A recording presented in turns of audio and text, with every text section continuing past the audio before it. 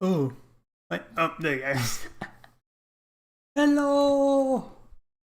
Arlecchino quest time! Oh, oh, oh, oh, oh.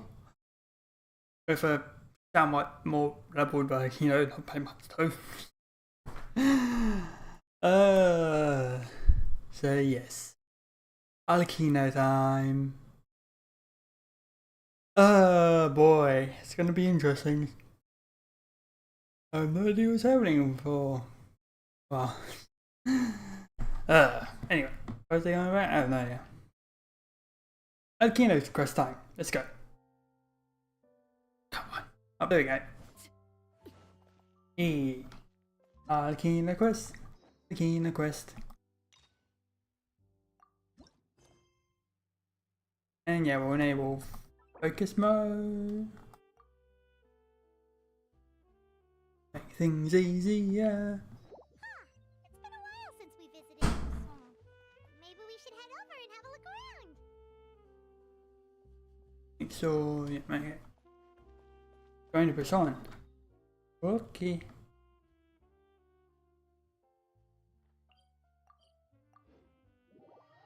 To Poisson. Ooh, ooh, ooh.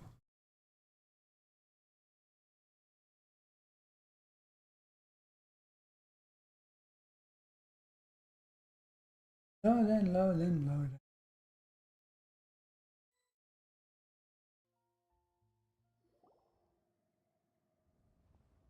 Hello, Link. Paimon. Are you just experiencing your little quest Who knows that voice? today? Over here. Hello, hello. Been too long listening to this quest yesterday. Hello, To bird. borrow one of the more popular turns of phrase at the moment, this appears to be quite the fated reunion. Running into you two out of the Oh blue god. really made my day. I certainly wasn't Don't talk about fate. Don't talk about fate. That's You can say that again. What brings you to Poisson? something bad's gonna happen now because you said fate. Paimon's got it. You must be here for one of your magic shows, right? Actually, we've run into a bit of trouble on the home front. Hmm. So Father arranged for us to stay in Poisson for the time being. Oh, are Oh. Lady and Fremine here too? Yep, along with most of the other members of the House of the Hearth. You may have noticed Poisson seems a bit more crowded than usual. So you're Huh. saying nearly the entire organization has moved to Poisson? Hang on, I need to close that door because it's being annoying. Trouble? What's really going on? Oh, that door is so annoying. So very, very annoying, that door. Oh, it's squeaky chair too. Well, Since the two of you are so curious, Oh, hello. perhaps I can fill in the gaps. You scared Paimon half to death. How you doing? you're here. You know, on second thought, maybe we don't need to know. It's all probably super confidential House of the Hearth stuff, right? We totally weren't trying to pry or anything. No need to be nervous. I could sense your genuine concern from your conversation just now. Of course, I can also understand your confusion. Sending so many Fatui here to Poisson, it's only natural that some might suspect an ulterior motive to be involved. Oh, yeah, I curious. I'm well aware you've had your fair share of confrontations with the Fatui in the past, and I can't exactly guarantee that we'll remain on good terms in the future. Oh, that's good to know. Thanks As for for. right Oh now, boy. however, I would say we have little reason to be at odds, wouldn't you agree? The House of the Hearth could stand to be more open with those who have worked so closely with us in the past. As for the issue at hand, well, it hardly relates to any ulterior motive. To be frank, it all stems from a certain rumor circulating around the House of the Hearth. It's Oh? an internal matter. What sort of rumor? A rumor that a certain phantom child is hiding away in the House of the Hearth. Oh. Oh. Oh. Okay. Think I know where that's going. A phantom child? Ooh, just hearing the name is giving Paimon the creeps. A spirit that should have long ceased to exist is lurking in the shadows of the House of the Hearth. I wonder who that could be. So I decided to bring the children to Ah. continuing to investigate the situation. I expect I should be able to track down the spirit fairly quickly. After that, it's just a matter of resolving the situation, if you will. It shouldn't be much trouble at all. If you're curious, or if you still have some concerns, it might be advisable to stick around for a few days. I'm sure the children would be exceedingly pleased to welcome some visitors. Lenny, I'll leave you to entertain our guests. Oh, there's that Fifth Touring music. Tend to. That's Of true. course, Father. Bye.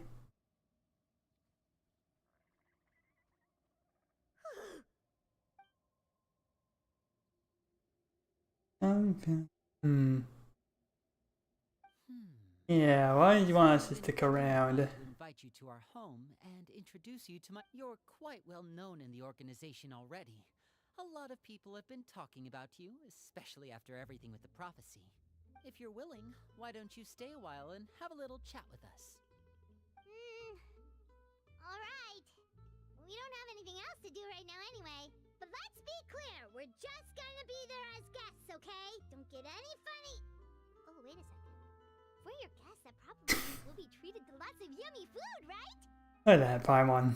Of course. Of course. During our stay in Poisson, we've been helping out the locals with some fishing. We bring in quite the bounty every day. In fact, today is the perfect chance for me to show you what I can do in the kitchen. Let's go. I'll take you to where we're staying. Oh boy. And the half flame goes out. Oh. The hell are you doing? How are you planning, rather? The hell are you planning? Hey, cat. Where are we going?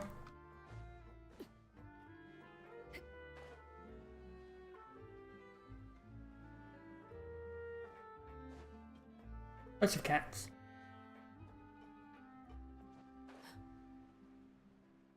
Oh, is it down here?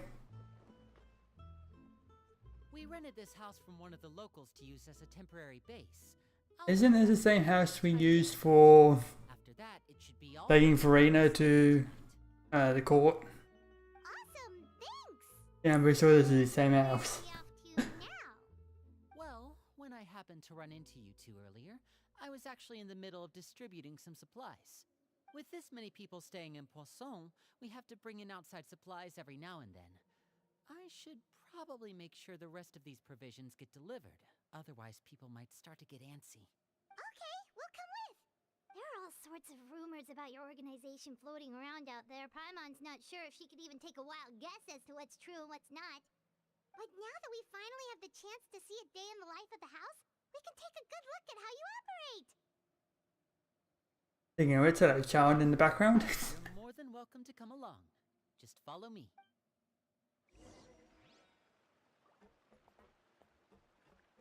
I'm going this way. Fly, fly, fly. Go. Oh.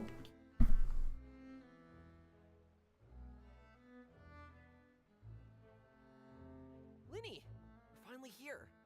The supplies. I'm assuming you've... Brought them with me? Yep, here you go. Hello? Something caught your eye? It's the Traveler in Paimon! Yes, there's us. No way! Come here, everyone! Hurry! The Traveler and Paimon are here!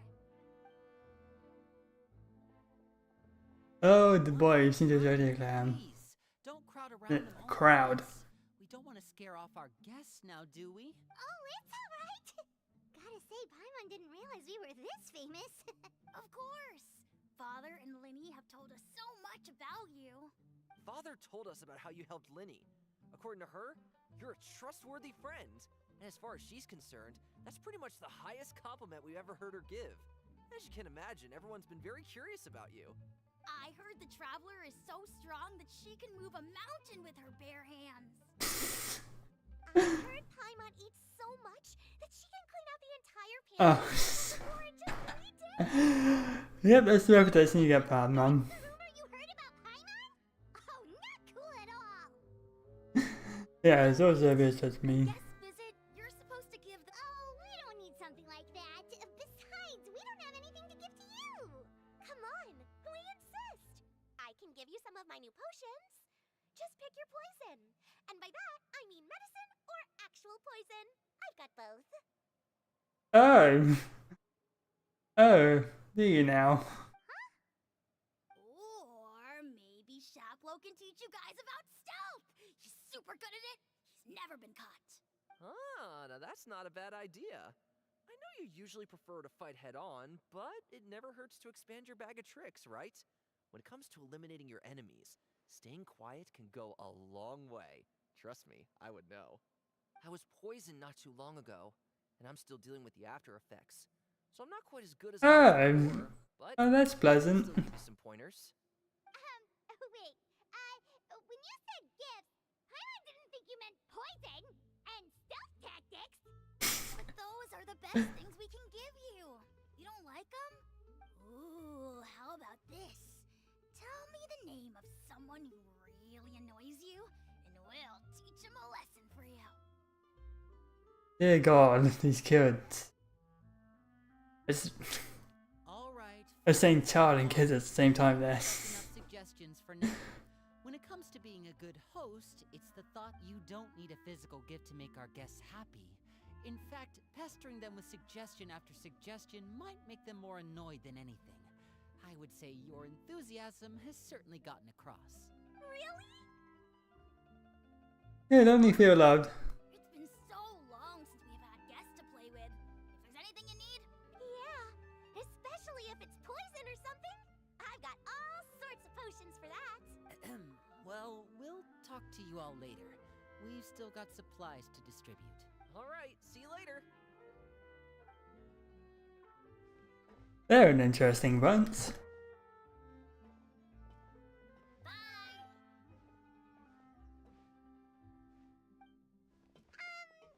Linny, about all that poison and stealth tactics talk just now. Scared you, did it? That kind of talk comes with being part of the House of the Hearth. When Yeah. Francis was really young, he strangled all of his family pets, just out of curiosity. He was labeled a dangerous problem child and was abandoned by his family.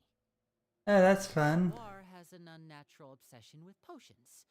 Father has forbidden her from trying all the different concoctions she comes up with, but she still tries to test them in secret. You really have to keep an eye on that one. Oh, fun. Flo is around my age. Well, I'm mainly responsible for And yeah, he's collecting a lot taller than intelligence you. and handles surveillance. He's very passionate about his work and has no reservations about taking on some very difficult missions. I know you two probably aren't used to that kind of talk, but I can promise you they only had the best of intentions. Things like stealth tactics and developing different poisons, they really mean a lot to them. They were just trying to share the best of what they could offer, that's all. Uh-huh.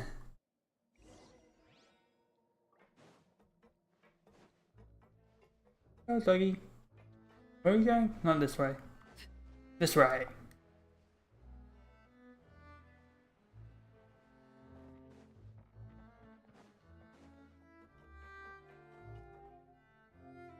Filial, supplies are here. Thanks. And who are these two? Outsiders? Allow me to introduce you. This is the Traveler and Paimon. Oh, you're the famous duo I've been hearing so much about. It's nice to meet you. I heard you've traveled to all sorts of places. Is that true? Of course, we're making our way all across to that. Oh, good for you. You must be pretty familiar with Fontaine by now, then. Have you seen the new opera that started running recently? I think it's called... The 4,000 Thieves? Oh, this is the first we've heard of it. It seems like it's going to be fantastic. From what I've been able to tell from the posters, anyway. You should definitely check it out if you have the time. Oh, and there's the Blind Maiden, too. That one is supposed to have audience interaction. Seems pretty interesting. After this mission is over, I think I'll go get a manicure. Maybe I should dye my hair. Wonder how much it'll cost. Is it just Paimon, or do these two seem much easier to get along with than the others? Looks like the House of the Hearth has some normal. No way. I heard that. Oops. I'm guessing you're referring to Foltz and the others? Yeah, we're definitely not all like them. I bet those crazies are practically foaming at the mouth right now. I'm sure they just can't wait to get back to Snezhnaya to carry out the plan. That's enough, Filial.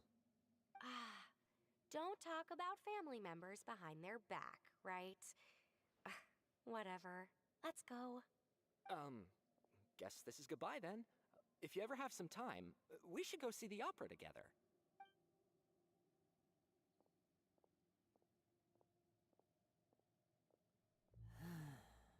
Well, that's it for the supplies. We should probably head back as well.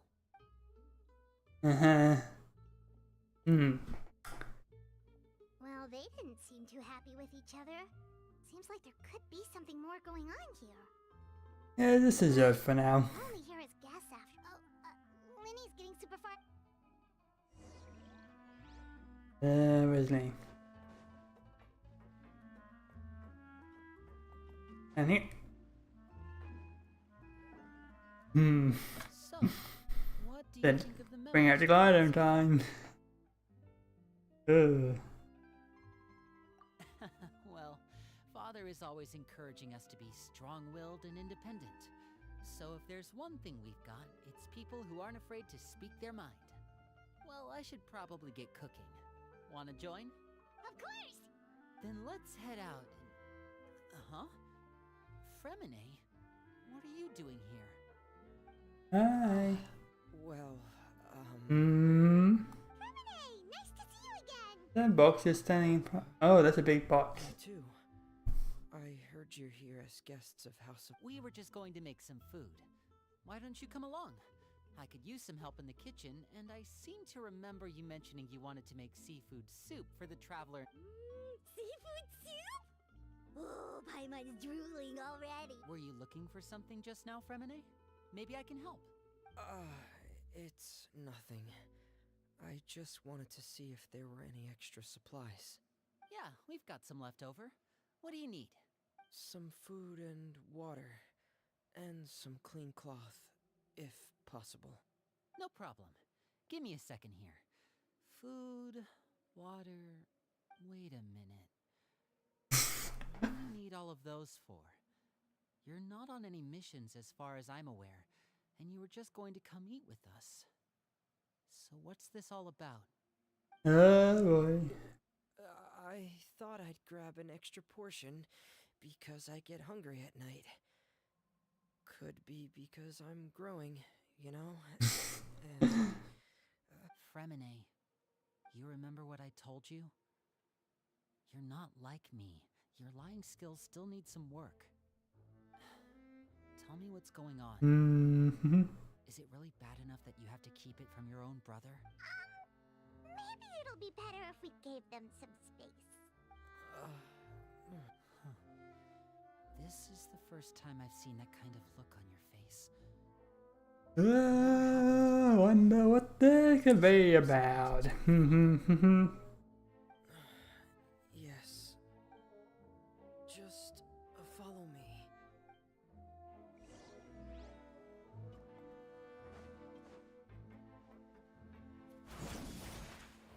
Oh yeah, I did take damage.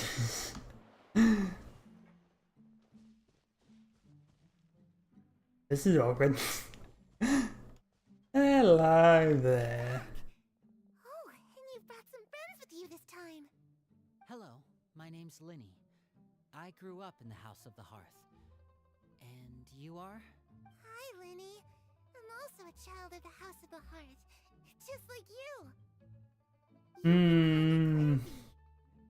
It's nice to meet you. Does that name ring any bells, Lenny? No, not at all. That's not a name we have on our roster, I'm sure of it. What I'm not sure of, though, is how she managed to sneak in. She must be the phantom child Father's been searching for.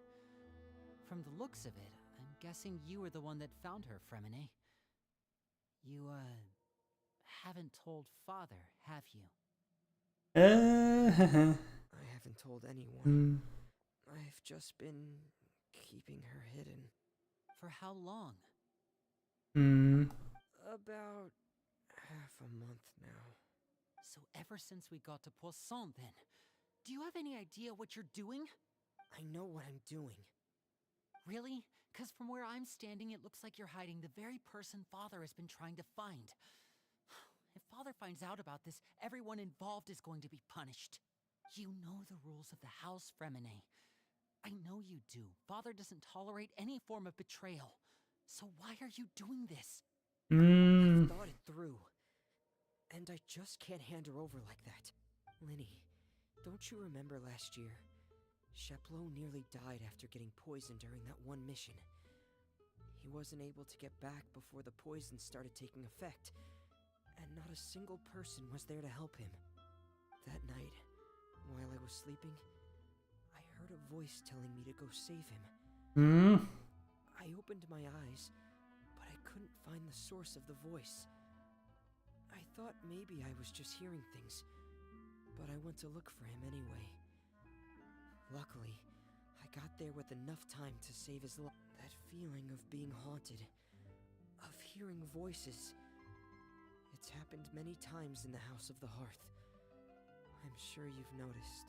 So what you're saying is, that was her? She was the one who spoke to you that night? Unless there are other spirits roaming around the House of the Hearth, I don't think there's any other possibility.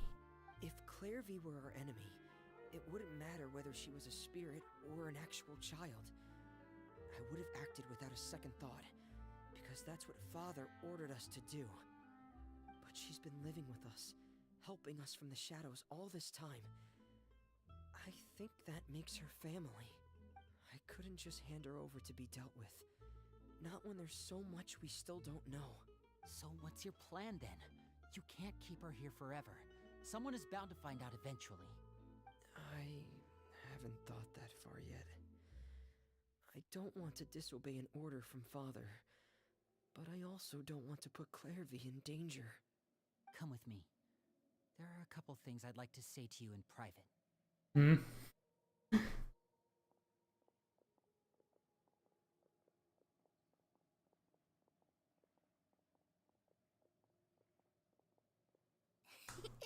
Those two sure care a lot about each other.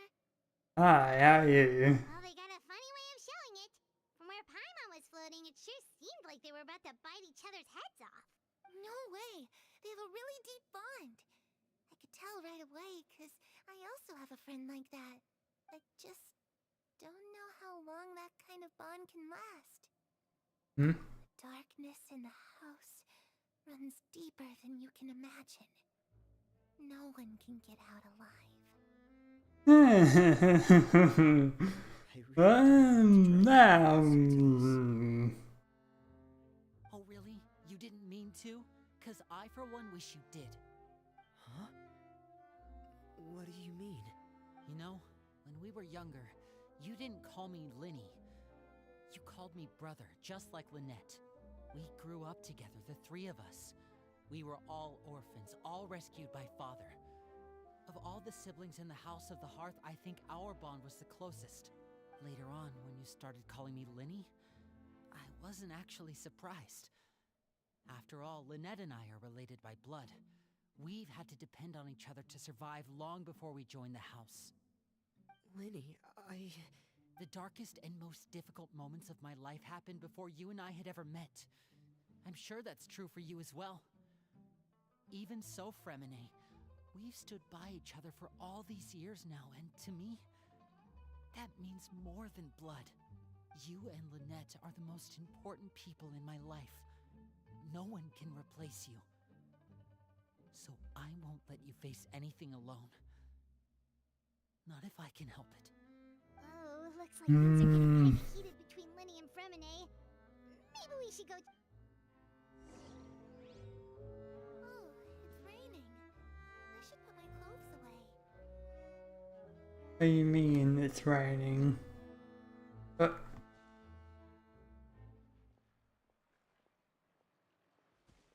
Okay then. Looks like she's not here either. It's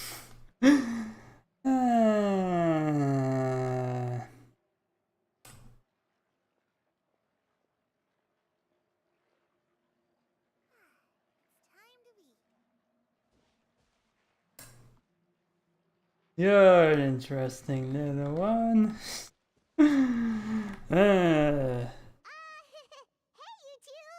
Hope we aren't interrupting anything. Like a fight, or... Oh, wait a minute, Fremine. You're not crying, are you? Is everything alright?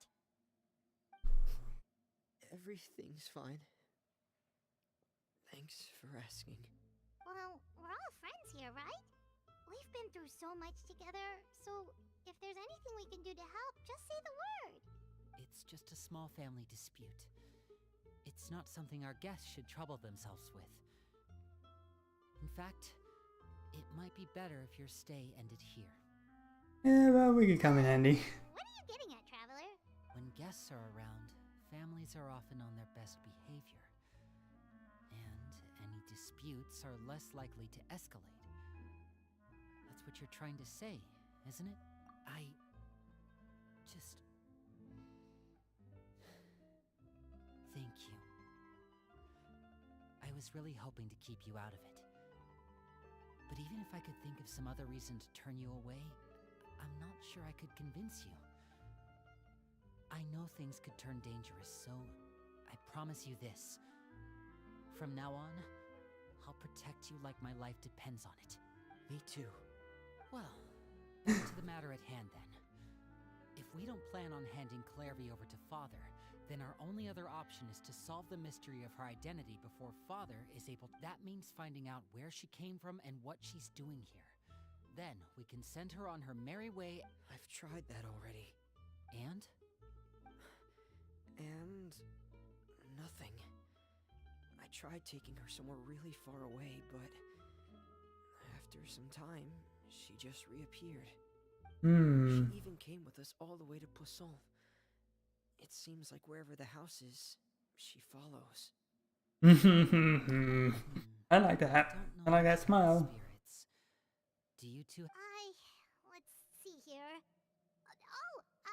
Paimon remembers hearing something like, if you fulfill a spirit's last wish before they died, they'll let go of whatever's keeping them here and return to the ley lines. Oh, it's just that Paimon doesn't really remember where she heard that, so it's not guaranteed to work or anything. How do you know this, Paimon? And also, I find it interesting that they used ley lines instead of like return to whatever. Because ley lines are where the memories are, so that's where they would go, yeah. That means we should go ask her about her wish. What is it? I need you to promise... Of course. Oh damn, I skipped that. Alright. Then let's seal the promise just like when we were kids. Fist bump on 3. Ready? 1, 2, 3. I swear. Hello.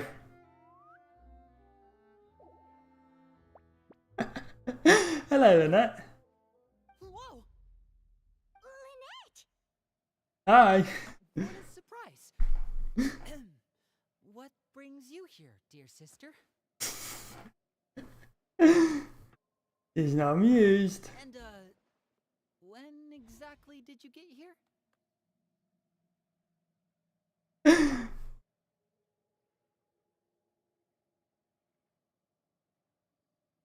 You're an idiot, brother.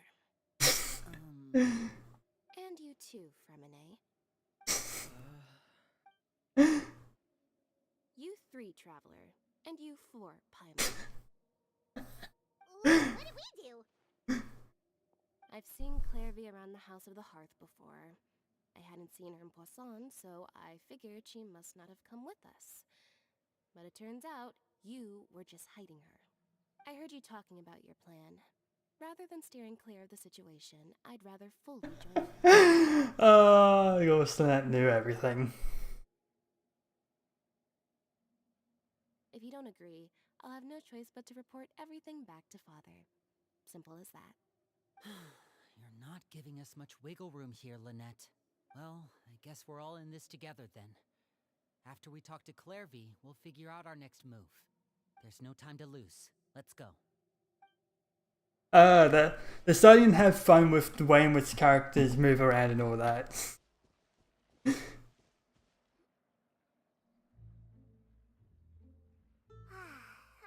full.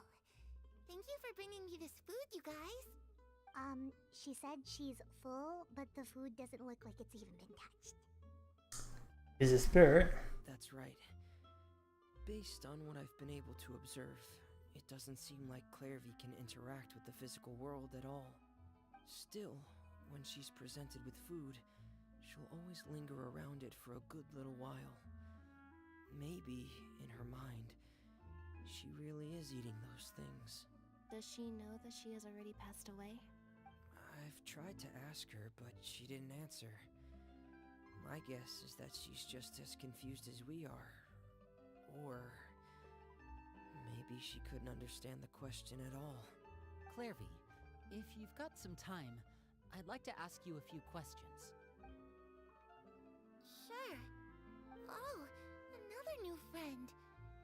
Hi, I'm Clairvy. Hello.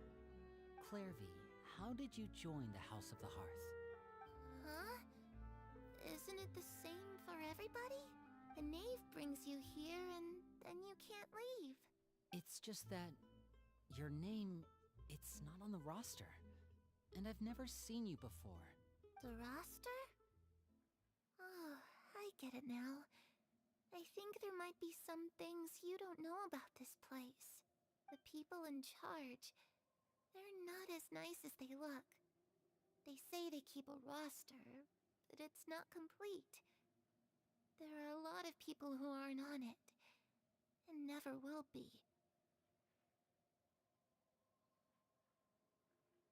In this house, some people are family, and other people are just test subjects. Those kinds of people aren't ever going to get a place on the roster, unless it's the roster of people who've been executed. Wait, does that mean the knave... She... Is there anyone that can vouch for you? Perry. She's my best friend. She's the only one I trust in this place. Have either of you heard of that name before? No. Me? Clairvy, Perry. Neither of those names are on the roster, but it seems like she's telling the truth. Either that, or this kid's already got a bag of tricks bigger than mine. Maybe we should try a different approach. Clairvy, do you have a wish? A wish? It can be anything you want. Just imagine, it's your birthday, you're blowing out the candles, and your wish is...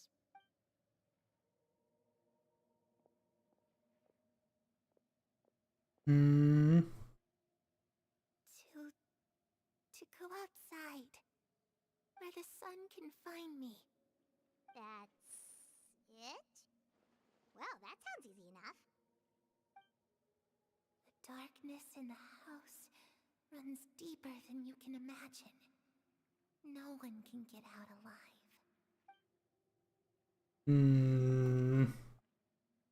Okay, time to divide and conquer. Listen up, I've got a plan. I'll try and find a way to use basic illusory magic to take Clairvy outside and bring her somewhere with sunlight.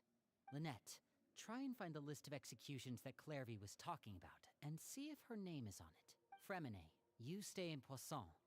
We can't be the only ones who've had run-ins with Clairvy. I need you to collect intel on everything she... Understood. I'll try my best. What about us? What should we do? Yeah, what are we I doing? appreciate your willingness to help, but this is a family matter. I don't want to drag you in too deep. It's too risky. Let me think. Since Father considers you to be guests, Maybe you could stick by her side for a little while. Hmm. You don't have to do anything except keep up some nice cat. Ah, Paimon gets it. You wanna Yeah, let's recontact you. If Father suspects something, all you need to do is release it when she's not looking, and it'll alert me that's. Of course, that's only as a last resort. If Father doesn't seem to notice us, there's no need to make contact. If the worst case scenario happens and we're discovered, just tell Father everything. We're not going to let our guests get punished for our own actions. That's where we draw the line. You too. Careful. Okay, this is where.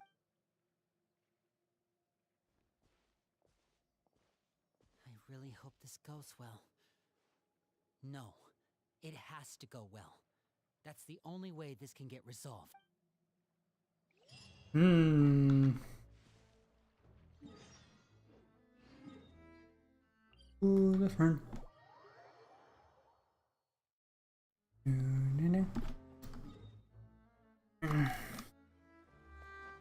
Oh wait, there's this thing. Hey. Up we go. Hello, birds.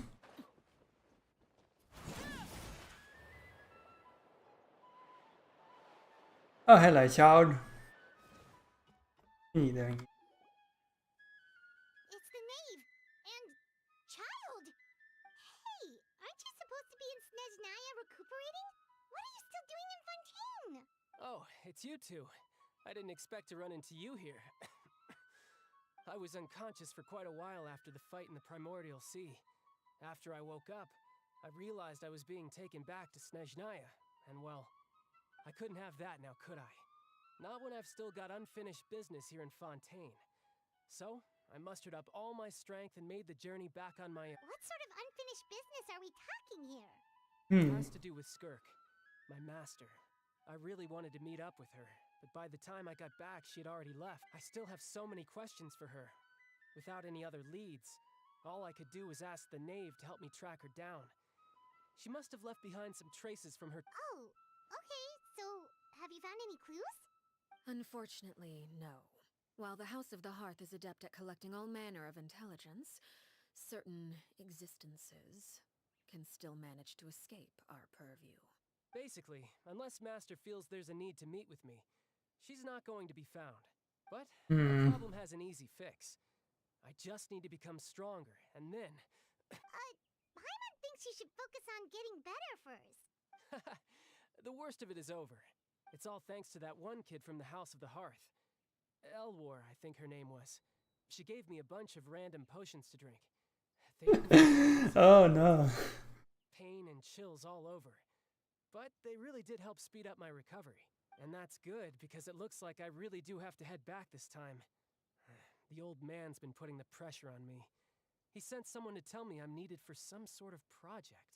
Project Stuja? Hmm. Yeah, that's the one. I heard Regrador's involved too. I'm not looking forward to having to listen to all his monologuing, that's for sure. Hey, maybe you could think of a way for me to stay in Fontaine for a little longer. Helping Linny and the others brush up on their fighting skills would be far more interesting. If you and I could spar, that would be even better. I've been waiting for a chance to see you go all out. And Hmm. what a sweet little daydream that is. But I also have a role to play in all this. I'll be leaving Fontaine shortly as well. Oh boy. Besides, considering how little they see fit to step outside the homeland, being called on to return to Snezhnaya by such illustrious dignitaries, what a great honor. Wouldn't you agree? One I could do without, I'd say. Is it just Paimon? Or does it kind of seem like they're... Yes. So, dear guests of the House of the Hearth, to what do I owe the visit? Well, we just... Want to learn more about you? We're super close to Linny and the others, but we still don't know much about you. Is that so? Introductions have already been made, have they not? Oh, well, you see, there's only so much you can learn about someone from a short introduction. At least tell us something a little extra, like, why do you call yourself father? Huh, good question. I'd also like to know. The fact that you have to ask tells me our intelligence work has been quite successful. Telling you the answer to that question would only serve to undermine that success. And we can't have that. Mm. Spoken like a true diplomat. That was some expert sidestepping right there. Well, if there's nothing else, I think I'll take my leave. I still have a small matter to resolve at home. Wait, don't go! Mm.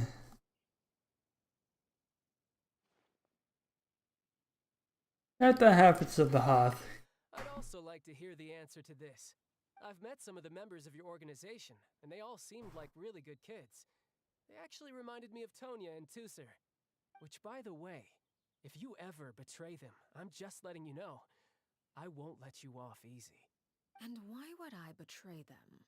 Well, you've already betrayed the House of the Hearth once, haven't you? At least, that's what I heard.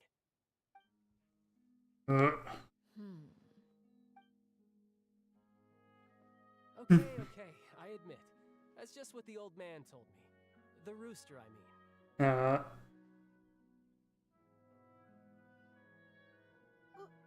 Wait, did you really do something bad to those kids? Never mind what I've done. I'm more curious as to what the mighty rooster had to say. Care to enlighten me? Well, nothing much. Just some stuff about you taking out many other members of the House of the Hearth, and even going so far to attack your own family. I see. Oh, based on your reaction, I'm guessing it's all a bunch of lies. I don't appreciate his particular turns of phrase, but I suppose he didn't say anything untrue. Although, it would be more accurate to say that there is a certain level of prejudice involved, but I don't intend to clear that up just yet. This has a funny way of concealing the real truth behind certain things, an attribute that I find to be quite advantageous. Call yourself a Fontainian, for example, and people will assume all sorts of things, when the real truth is that this is simply the land where I was raised. You're not actually from Fontaine? But then why did you try to help out with the prophecy and everything? I was trying to protect the children born in Fontaine. Claiming that I myself was a Fontainian simply made it easier to operate. People would hardly suspect a fellow Fontainian of having any ulterior motive. Who wouldn't want to save their homeland after all? The primordial sea wouldn't have any effect on me, but it would have caused great harm to the House of the Hearth. Well, you wanted extra information, didn't you?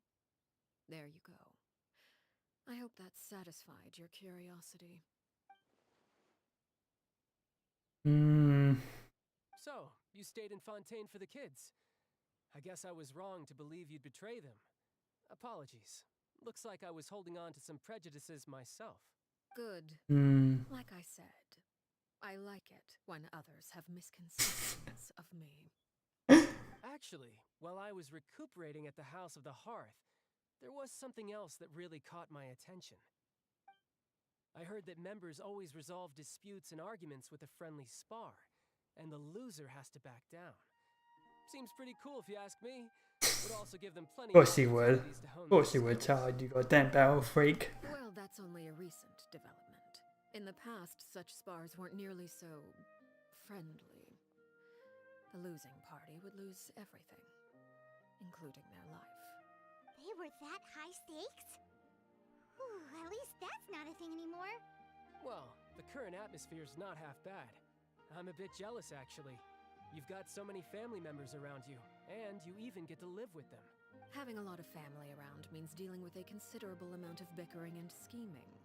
Once Tonya and Tusser enter their rebellious phase, I'm sure you'll understand. Tusser becomes obsessed with plucking out strands from the rooster's mustache, or Tonya decides to dye her hair 42 different colors. Okay. I get the picture.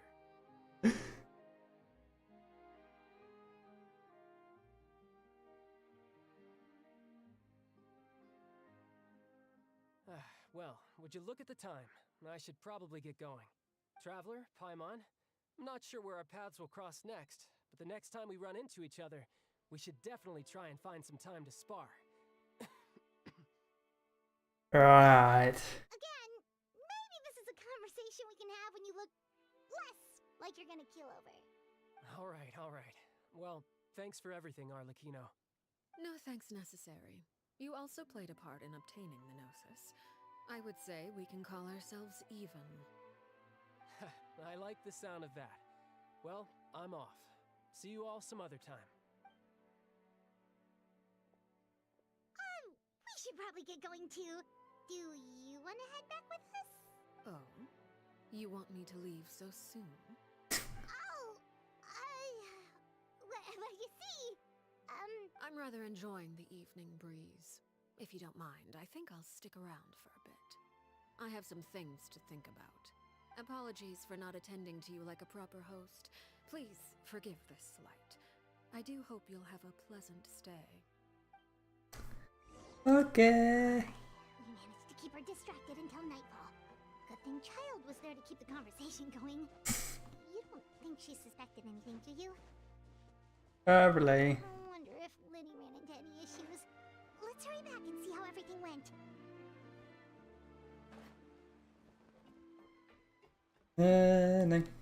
Lenny. What's the situation, Lenny?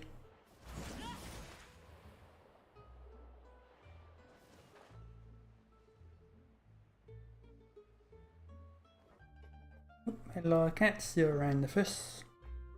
For sure.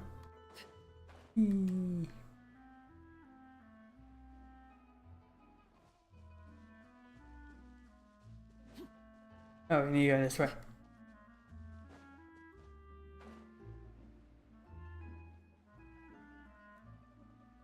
Hello. How'd everything go? Well, long story short, we ran into a small issue. Clairvy can't go into the sunlight. What do you mean? Everything was fine at first. She followed me up to the surface just like I told her. But as I led her out of the shadows and into the sunlight, she vanished. I turned around and there she was, standing at the edge of the shadows, silently watching me. Huh. Hmm. Maybe she's afraid of sunlight, or... No, it wouldn't be her wish if that were the case. Well, we could always try pushing her into it. I don't think pushing her back by one. Oh, true. I've pretty much tried it all already. Nothing worked. Eventually, the sun went down, so all I could do was bring her back here. How did it go with you, Lynette? Good. I've got the list. It's right here. Really? Well, what are we waiting for? Let's take a look.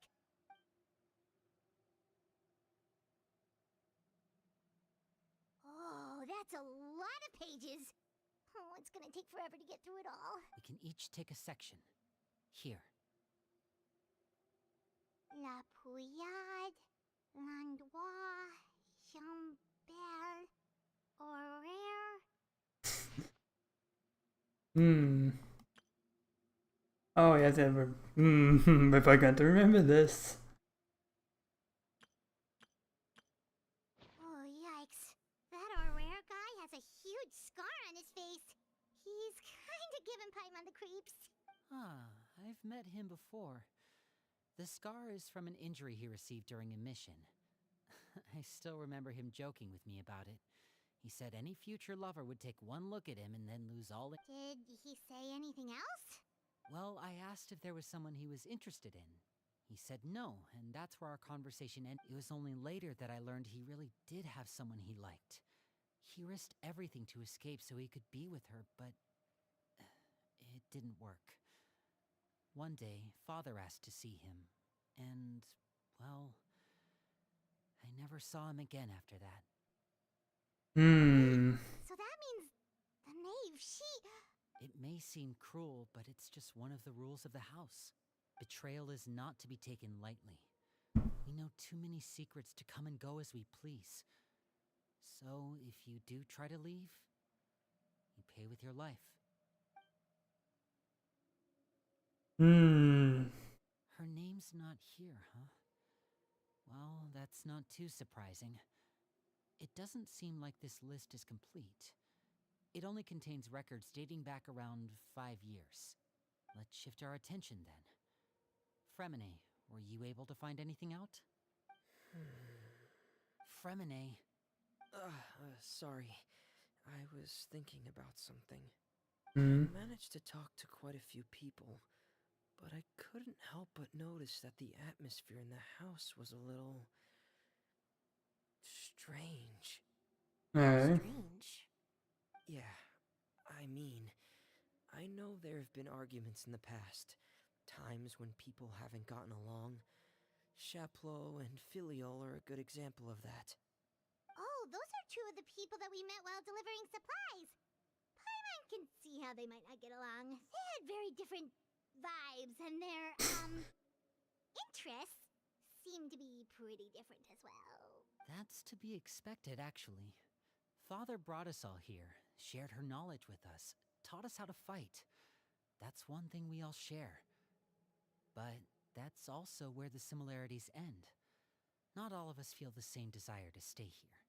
As members of the House of the Hearth, we're also considered part of the Fatui.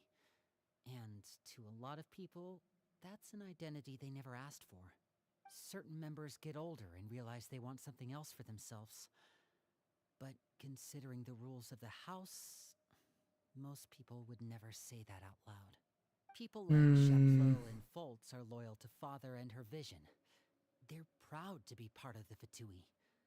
Filial and Nantoy, on the other hand, well, they aren't quite as enthusiastic.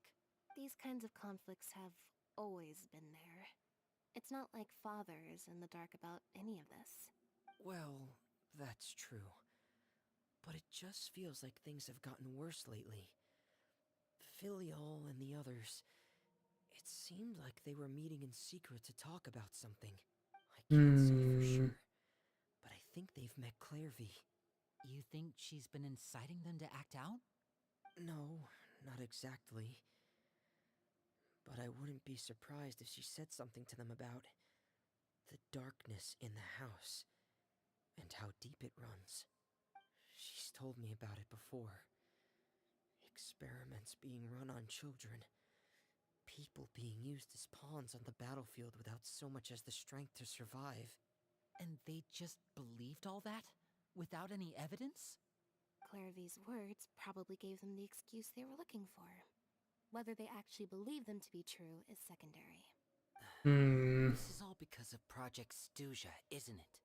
Whoa. Hold on a second. What's this Project Stuja all about, huh?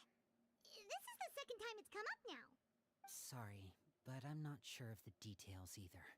I only know what Father has told us, which is that it's something the Rooster and Regrader have been working on together.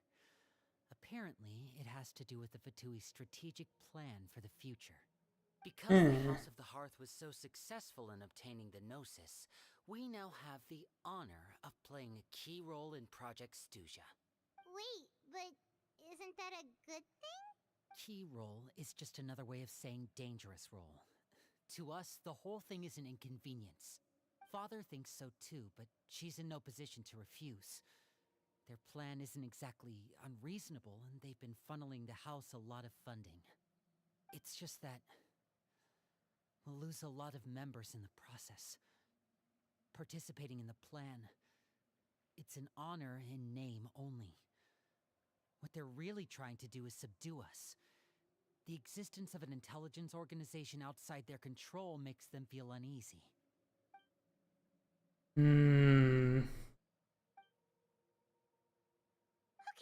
super complicated top secret Fatui business aside, what does all of this have to do with the conflicts you were talking about earlier? Paimon doesn't get the connection. External pressure has a way of exacerbating internal strife. You can't overlook the power of fear either. People are afraid of dying. And that fear is often the impetus for a lot of stupid decisions. I thought resolving the Clairvy situation would make everything go back to normal, but it looks like things are more complicated than I thought. If we leave Filial and the others to their own devices, sooner or later, Father will be forced to take action. We can only focus on one situation at a time, brother. You're right. Even if we confront Filial and the others, it won't do any good. It might even make matters worse. We should focus on Clairvy for now. Well, it's getting late. We should head back and get some rest. We'll try again first. Lynette, you stick with me this time. Fremine, keep a close eye on Filial and the others. Make sure they don't do anything they'll regret. Good work today, everyone. Have a good night, and I'll see you tomorrow.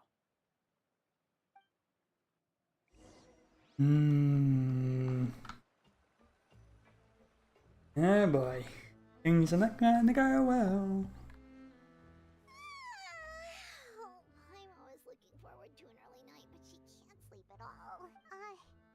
Hey, you don't think the knave will be too angry with Linny and everyone if she finds out about...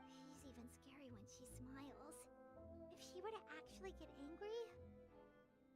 Ooh, you have to protect Paimon if that happens, okay, Traveler? Yeah, there's eye behind. Trust is ever, Traveler. Uh. Look over there! Quick! Uh. Before anyone sees! Oh boy.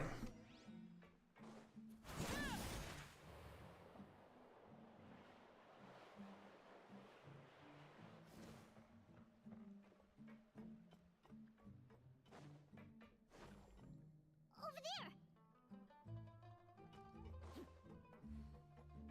And she's gone.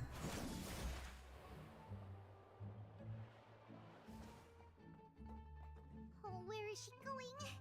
Oh, if someone sees her, we're toast!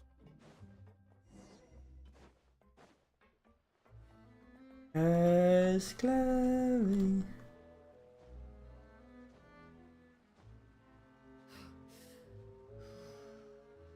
Come on. Oh, Nesta. Nah. Oh, look! She stopped! Oh, hello.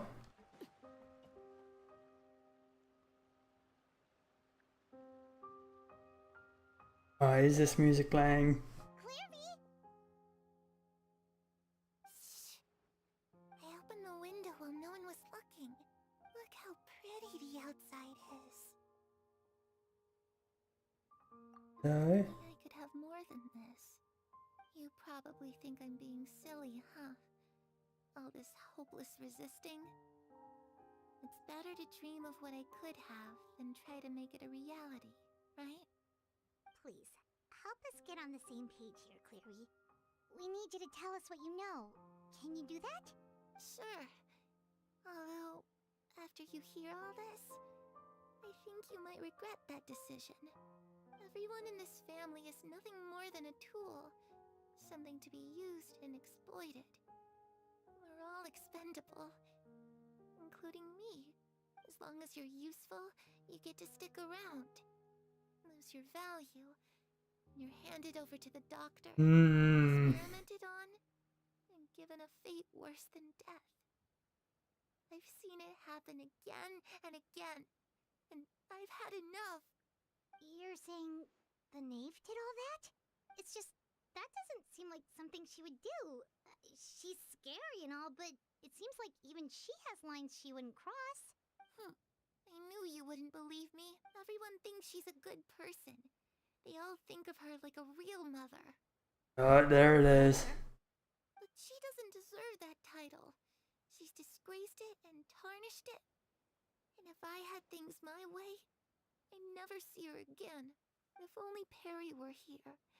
She'd understand. Perry. There's that... Also, Paimon's getting a strange feeling. It almost feels like she's not really here with us. Paimon can't tell if she's actually talking to us or if she's mistaken us for someone else. Yeah, it could be anything. Well, in any case, it seems like she really needs someone to talk to. We should keep her company for a... She looks so young. But it seems like she's been through... It's getting windy. Ooh, look at the moon. Isn't it pretty? Hey, wanna hear a secret? Look up at the night sky in Snezhnaya. The aurora. It's supposed to be super pretty. Even prettier than the moon tonight. Harry and I promised each other Hmm. that once we're older, we're gonna go see it together. But I can't find her. I'm worried she's also been... No, that wouldn't happen to her. She's special. Mother likes her a lot. I should really go talk to Mother, but we just fought. She doesn't want to see me, and I'm too scared to face her. What should I do?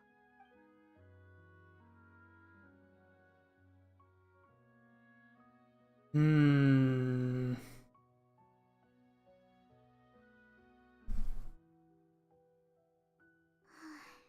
Paimon really doesn't understand what's going on with her. Well, let's head back. We've got... I hope they ask her to mother. All right, looks like we're all here. Let's go. Oh? What is it? Yeah, if the name and doctor ever work together. Well, we kinda ran into Clairvy last night, and that's what she told us. We met the doctor back in Sumeru. He's super dangerous, and he's done all sorts of bad things. It's possible that Father and the Doctor have had certain dealings, but I don't think Father would work with him. We're not really on the same side, so there's not a lot of trust between them. That doesn't exactly set the stage. I did hear, though, that when Father first became a Harbinger, the Doctor offered to work with the House of the Hearth. Father rejected most of his proposals, except for one. It had to do with some sort of secret experiment. Secret experiment? Could that be what Clairvy was talking about? I don't think so. I don't know any details about the experiment itself, but I do know it's an entirely independent operation. The Doctor only proposed a direction for the research. That was the extent of his involvement. I still don't think that counts as working. The details of the experiment are confidential, but complete records are kept on all participants. That doesn't seem to be the case with the situation Clairvy referred to. I know you don't agree with some of the Fatui's methods, and I'm not asking you to. But I am asking you to trust us on this. The House of the Hearth has its own principles. There are certain lines where... Alright, that's good to hear at least. Clairvy seems to think the Knave and the Doctor worked together to do something horrible. If that turned out to be true, Paimon doesn't know how he would even... It's just that... It doesn't seem like Clairvy... The easiest thing to do would be just ask the Knave directly, but... Paimon doesn't... Father didn't come back last night. She's probably still near the shore. Lynette, you're with me. Fremine, you know what to... All right, let's get to...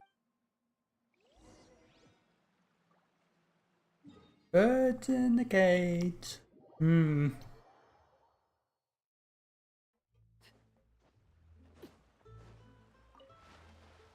Right. Come on. Here we go.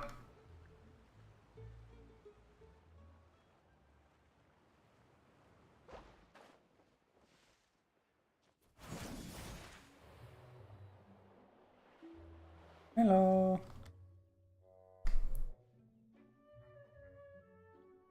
Ah, it's you two again. I must say, you look a bit pale. Did you have trouble sleeping last night? A little. Perhaps if you had less on your mind, you'd be able to absolve yourself of such troubles. So what are you planning to do now? Catch up on some sleep? Or should I give you some time to rack your brain for a topic to discuss before I ask any questions? Although I must profess to being curious. Without child here, how do you plan to distract? She knows. Us? Distract you? A good one. But no, we were just here for a chat. Looks like you could have used some extra time to think. No matter. If you don't have any other plans, why don't... Don't worry. I'll be sure to steer clear of any scheming children. The ocean breeze is sure nice today. Children always think they can hide things from the grown-ups. But nothing gets past me. Least of all a little scheming. I think I'll let them have at it for a little longer. Well, I'll leave you to think things over. If you're so inclined, meet me outside the Palais Mermonia. Good things come to children who do as they're told. So I do hope you decide to tag along. if only for our friends' sakes. Ah, fun. What should we do?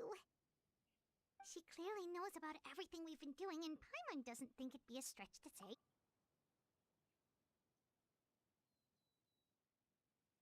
Oh, good idea.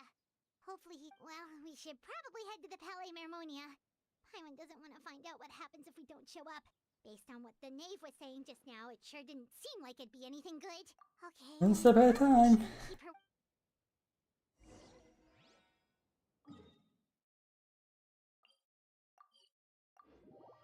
For the Cola Fontaine. Seeing as we still have some time before my meeting, I'm glad to see you get along with my children. Being surrounded by good You're not planning on doing anything to them, are you? I assume you're referring to Lenny, Lynette, and Fremine, although there's that situation with Filial and Nentoy as well. It appears quite a few people have been acting out lately. No matter. I'm not one to discriminate. All those who betray the house meet the same fate. There are no exceptions. Does that mean you're going to kill them? Oh, are you here to beg for their lives? I'm sorry to disappoint, but the rules of the house change for no one. In my organization, everyone is responsible for their own act. But don't you care about them at all? They really respect you. They even call you father. You must feel something for them. Any organization in which feelings come before principles is one destined for ruin. The House of the Hearth is hardly an exception. You could say our principles are more stringent. Perhaps I can offer you this consolation at least. As our guests, you two will not be held accountable along with them. No worries of this, you. Lenny, Lynette, and Fremine will be able to keep their lives. As for Filial, Nentoy, and the others, I'm afraid there's little I can do. They can try to escape, but once you know our secrets, there's no getting out alive. But that's awful. Ah, you seem concerned. Out of consideration for my guests, I suppose I could turn a blind eye for a little longer. If Linny and the others manage to dispose of Clairvy in the meantime, Oh, she knows. their wrongdoing will be lost. In that case, I could hardly punish them for something I couldn't prove. If their efforts are unsuccessful, on the other hand, all will be held accountable. And the punishment will be severe. Of course. Oh, and here, I believe this belongs to you. Oh. Do try and keep better track of it next time. It takes a considerable amount of time to train a bird like this. It would be such a pity if you were to lose it. Permanently. Wait, where did you get that? Well, I'm afraid that's all the time we have to chat. Ah. For the matter at hand, I asked you to meet me here because I have business at the Palais Mermonia. It has nothing to do with you, but I think it would be prudent for you to stay by my side for the time being.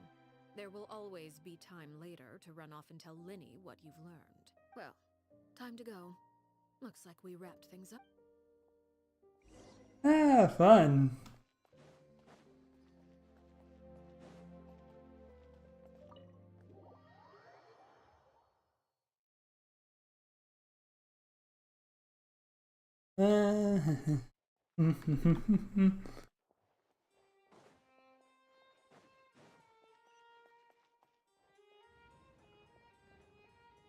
Hello, Nuvalet. How are you?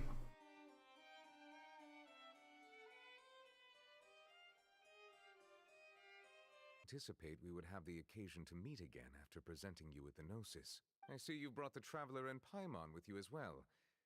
If I may inquire as to the purpose of your... I'll be departing Fontaine shortly. There is, however, an outstanding matter that I would like to see resolved before I go. It requires a rather lengthy explanation, I'm afraid. So I took the liberty of explaining everything in this proposal. Please review it at your leisure, Monsieur Neuvillette.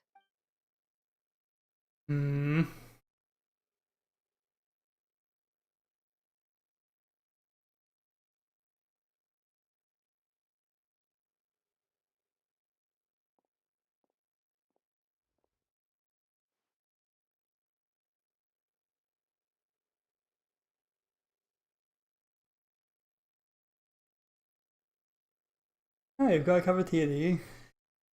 Huh. I understand your request. However, at the risk of causing offense, I must admit that I fail to see why you would wish for such a thing. I heard you have a certain fondness for water tasting, Monsieur Nervalet, so allow me to use water as an analogy. A family is like a large body of water with countless rivers flowing in and out.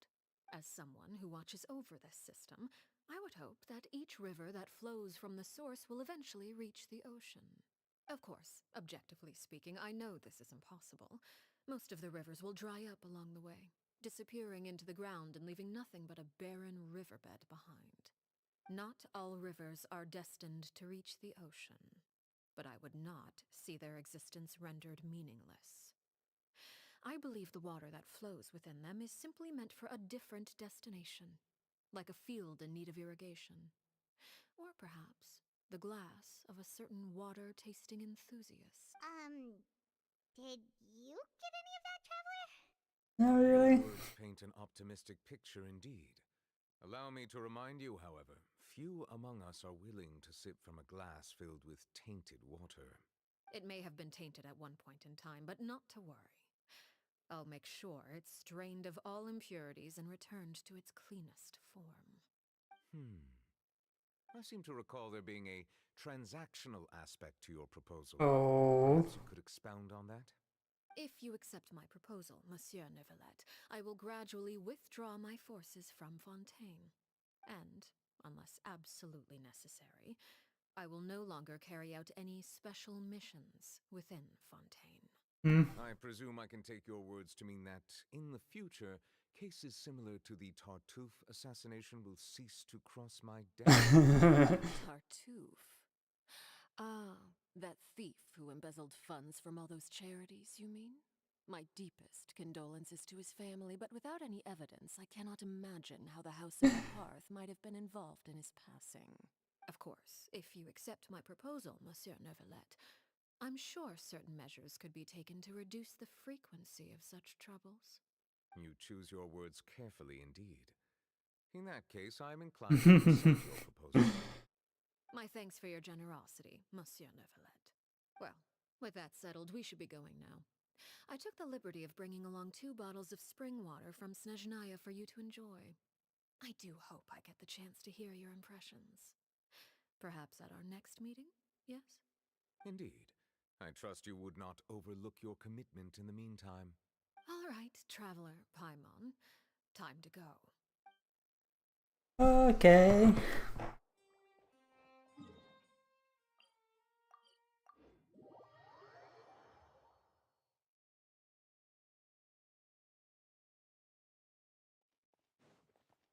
One heal. So, what exactly were you talking about back there? Paimon only heard you mention some rivers, a large body of water, and then some kind of irrigation scheme. You really want to know? I would imagine there might be more pressing concerns at the moment. Winnie, Paimon really hopes everything's going okay.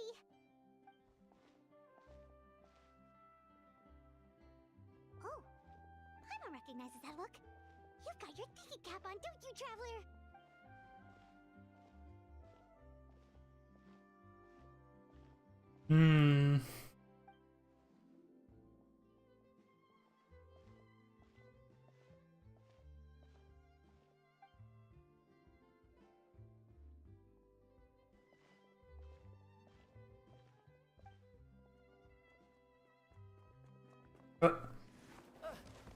Recognize you? Oh, shoot. Are you alright? I recognize you. Please, I'm so sorry. I was so focused on selling these papers, I wasn't looking where I was going. Well, let me make it up. Oh, you don't have to give us anything. Please, I want to.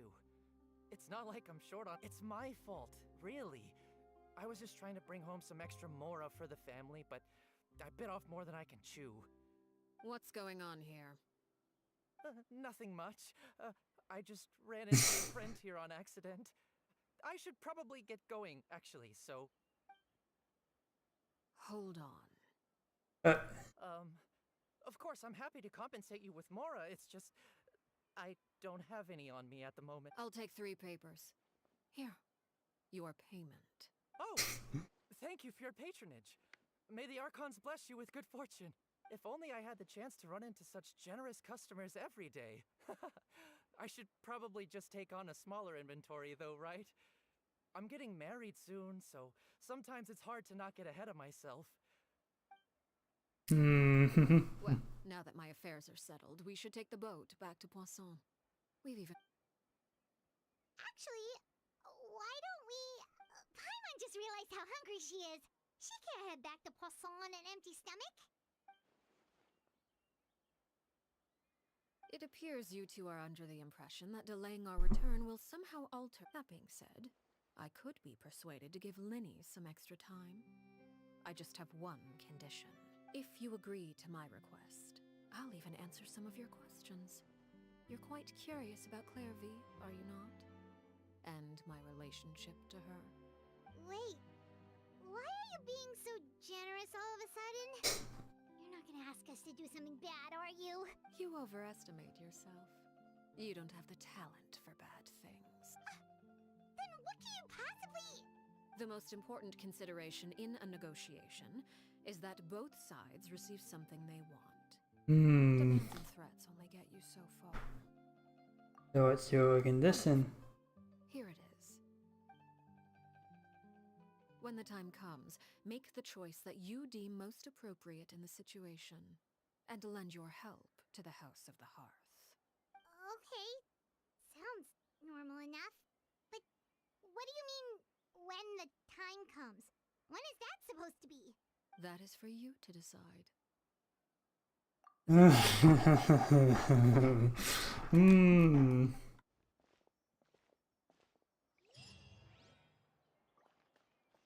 That's not having this at all. Where are we going?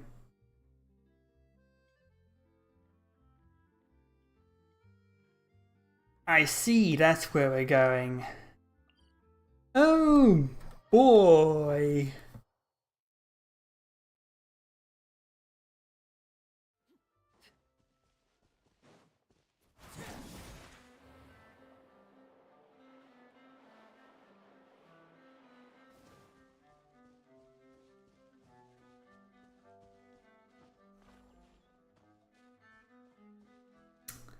Well, I think we all know where this is going. I need a heal just in case.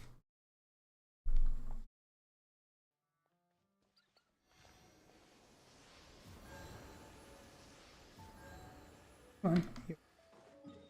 Thank you.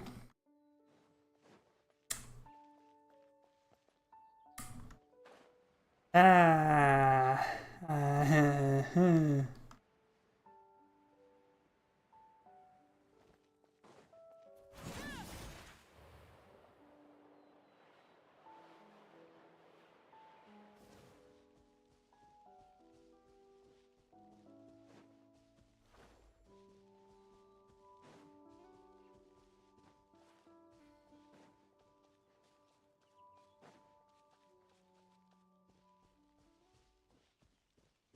Oh boy.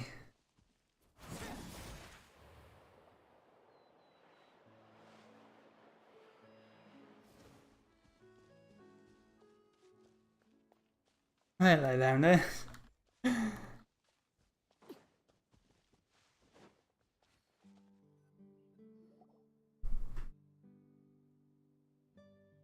is this place? Somewhere long forgotten by everyone. It used to be a grand building. Now it's nothing more than a pile of rubble. No one comes here anymore, nor does anyone care about what once happened here. Although, this place does have something to do with the story I'm about to tell you. It was before I became a harbinger, and before Linny and the others joined the House of the Hearth. Due to certain events, I first killed Clairvy and then her mother. And this is where it all happened. You were the one that killed Clairvy? Patience now. Allow me to explain Clairvy's side of the story first. I'll start from the beginning. Clairvy was 6 years old when she was brought by her mother, Crucibina, to live in the House of the Hearth. Oh, so the actual mother and daughter. Seemed like a fairy tale. A thriving family made up of kind adults and friendly children. Oh, that's not a good smile. Crucibina was the knave at that time, and the House of the Hearth was under her control. She was Clairvy's mother by blood, but she was also the mother to all the children in the house. Clairvy was happy here, for a time. But she quickly realized that being part of this family wasn't a fairy tale at all. Purgatory? Exactly. The House of the Hearth takes in war orphans from all over Tevat. But as for how to raise them, that depends entirely on the person in charge. Crucibina came up with a novel idea. She would teach the children to fight, force them to duel each other, and then crown as the king of the house the child who proved themselves most worthy of inheriting her title. It's difficult to estimate the number of children who died or were maimed in the process. There's little I can say about the ones who died. The ones that emerged with permanent injuries, on the other hand, well, they still served a purpose. They would be handed over to the doctor to be experimented on, or sent away on dangerous missions. Nothing more than tools to be used and then discarded. So those were the experiments Clairvy was talking about. But what actually happened to her? You said that Clairvy was Crucibina's daughter, so if Clairvy tried to convince her to stop what she was doing, Crucibina probably would have listened, right? Despite being Clairvy's mother, Crucibina cared little for her daughter. She forced Clairvy to join the House of the Hearth only as a means to demonstrate her own impartiality as a mother, to prove that she treated all her children equally. Clairvy did try to convince her mother to change her ways, but it was to no avail. After her efforts failed, the only other option was to rise up and try to fight back. Unfortunately, the other children had already been thoroughly indoctrinated into the illusion of happiness Crucibina had created. Of course, there was one exception. Someone Clairvy's age who knew the truth about the House of the Hearth. Her name was Peruere. Very. The friend that Clairvy mentioned? Friend, huh? I suppose we can call her that for now. Clairvy was a cheerful and passionate person with a tenacious spirit. Peruere, on the other hand, was rather cold-blooded. Her cold-blooded nature allowed her to see through Crucibina's facade. Yet, it was also this cold-bloodedness that prevented her from acting against it. At least at first. While Clairvy longed for freedom, Peruere was convinced that, amid all the fighting and violence, she would make it until the end. Despite their differences, the two became fast friends, united by their knowledge of the truth. Clairvy told Peruere that she hoped to create a real family, where no one would be killed or sacrificed. There may have been a certain naivete to her ideas, but Clairvy proved her determination many times over. She tried countless times to run away, ask for help, or expose the truth.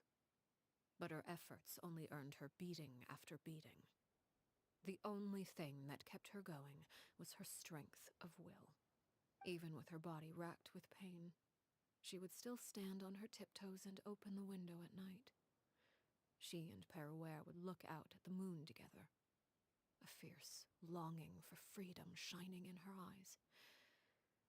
But one day that light simply vanished. Oh no. What happened? Her hopelessness resulted from a culmination of things. 10 years had passed. 10 years worth of failure after failure. She and Peruere weren't children anymore, but finding any chance to escape still seemed as hopeless as ever. It was during this time that Peruere suggested a new plan. If escaping was out of the question, why not take down the very person sitting on top of this throne of lies? Mother herself. Clairvy rejected that proposal. She claimed that, as a famous harbinger, Crucibina possessed an unimaginable amount of power. Trying to kill her would have an incredibly low chance of success. Clairvy never gave another reason, but Perouere could see it written all over her face. Clairvy still thought of Crucibina as her mother. Killing her own flesh and blood was a line she couldn't bring herself to cross. If she couldn't escape and fight back, then only one option remained. Death was the only way that she felt she could be free. It happened during a duel. When she arrived at the dueling ring that day, her partner turned out to be none other than Perouere, the very person that had stood by her side all those years. It was a fierce battle, but ultimately, Clairvy decided to let Perouere end her life. From that moment on, Perouere's journey was one written in flames. When the rain finally came and washed it all away, there she stood, the sole victor in Mother's endless game of slaughter. A trail of corpses strewn across her path to success. It was the very result she had predicted 10 years prior. Even then, she believed she would make it until the end. She wasn't surprised by the fact that she emerged as Mother's undisputed heir. Rather, her success left her with an inexplicable sense of restlessness. She was insane, and there was only one thing that could quell that sensation. Perhaps you two would like to take a guess as to what it was? Killing the person at the very top. You mean? But... Correct. This is the place where Perouere killed her best friend. A mere year later, this is also the place where she fought tooth and nail to kill the mother they shared. The moment she acted, any conception of what was right or wrong ceased to matter. It's one of the principles of the house. Only those who survive get to write the rules. Perouere won the battle, and became a harbinger herself. After which Her Majesty, the Tsaritsa, bestowed upon her a new name. Arlecchino. So the parent talking about... It was you all along. You're Perouere. Arlecchino is just a name you got later. I left that name behind long ago. I must say, hearing it now does bring back memories. After I defeated Crucibina, the moniker of Mother died with her. I chose to forego the title she called herself, and even chose to give up my own name. I rebuilt the House of the Hearth under a new identity. Not only as Arlecchino, but as father. And that is where the story ends. Any more questions? So, who's the Clairvy we've met? Based on what you just told us, Clairvy wasn't a little kid when she was killed. So the Clairvy we met... Was she really a spirit at all? I suppose you could call her an illusion born of flame. Her existence is like ashes to a fire. Something left over in the wake of blaze and ruin. You see, a certain power runs through my veins. It's not unlike a curse. My flames leave behind shadows of anything they consume. Oh. The chances of those shadows morphing into a sentient entity are exceedingly slim. Clairvy is a very special case. Clairvy died when she was 16 years old, but what emerged from the flames was her 6-year-old self. Her appearance wasn't the only thing affected. Most of her memories were lost to the blaze as well. Memory is a mysterious thing indeed. Losing a portion of your memories will alter your sense of self. Lose 10 years' worth, however, and it would be like living in the past. Like returning to a version of yourself that never grew up. No wonder Paimon got such a weird feeling when we were talking to her. Perhaps I should put it this way. Clairvy is someone trapped in time. It may seem like she exists with us in the present, but she truly lives in the confines of her own past. So if all of that is true, then you must have known about Clairvy for a long time. Indeed. She's a rather volatile and unstable entity. Sometimes she would look after the children. She's even saved some of their lives. But other times, she would hide from me and become obsessed with revealing the truth about the house to anyone who will listen. Shadows don't have the capacity to learn or grow. Any new information they encounter is quickly forgotten over time. Your attempts to expose Clairvy to sunlight. They failed, yes? The reason is actually quite simple. In Clairvy's mind, the house is impossible to escape, and it is this very perception that traps her there. But no matter. All I have to do is kill her again, and all will be resolved. I don't anticipate so much as a single speck of ash will be left behind this time. Wait! Paimon can understand why you might want her gone, but isn't there another way? So what if she's trapped in her 6-year-old self? She's still your friend! At least talk to her first! It's too late for that. She broke the rules, and now she must be punished. That goes for Filial and Nantoy as well.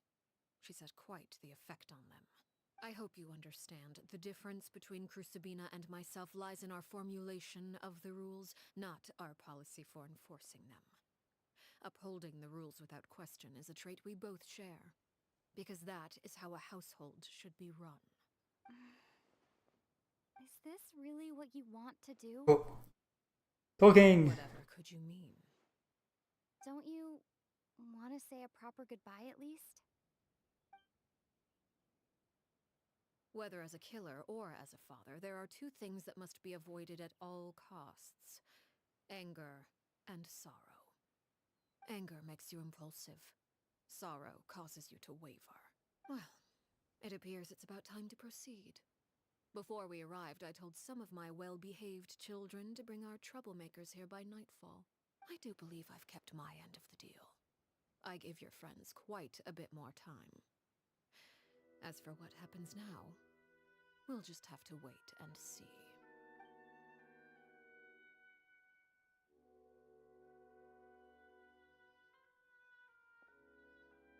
Here they are, Father. You gonna execute him? Seeing something like that would actually be a first for me. Lenny! I'm sorry. I heard about how you helped buy us more time, but I still failed. I couldn't find a way to fulfill her wish. Huh? Are you... Perry? Indeed, it's been a while, Clairvy. Perry! Shh, stay right there. I'm sorry to postpone our reunion, but first I believe certain scores need settling.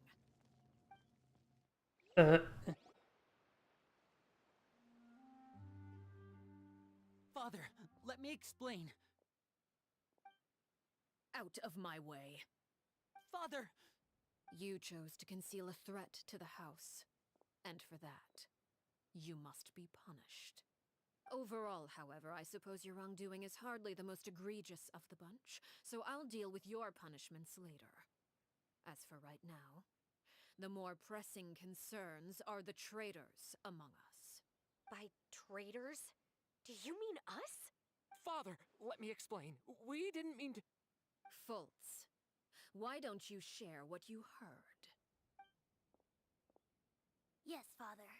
Secret Midnight Meeting number 3. Participants: Filial, Nantoy, Sato, Toddy. Nantoy clearly said, "If only Father wasn't the one who took us in." Sato added, "I'm sick of this life. I just want to live as a normal person." Filial was the worst of them all. She called us crazies and said a bunch of mean things about Father. I did not! You're lying! Fultz is trying to frame us! It's not like I'm the only one who heard those things.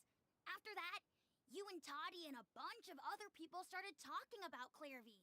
You were using all those things Clairvy brought up as an excuse to question Father. We're birds locked in a cage. The only way out is to destroy it. That's what you said, wasn't it? You little. You just want me gone, don't you? What did I ever do to you, huh? And you, Chaplo, have you forgotten who stood by your sickbed, watched over you, and changed your dressings? Come on, let's hear it then. What's your reason for all this?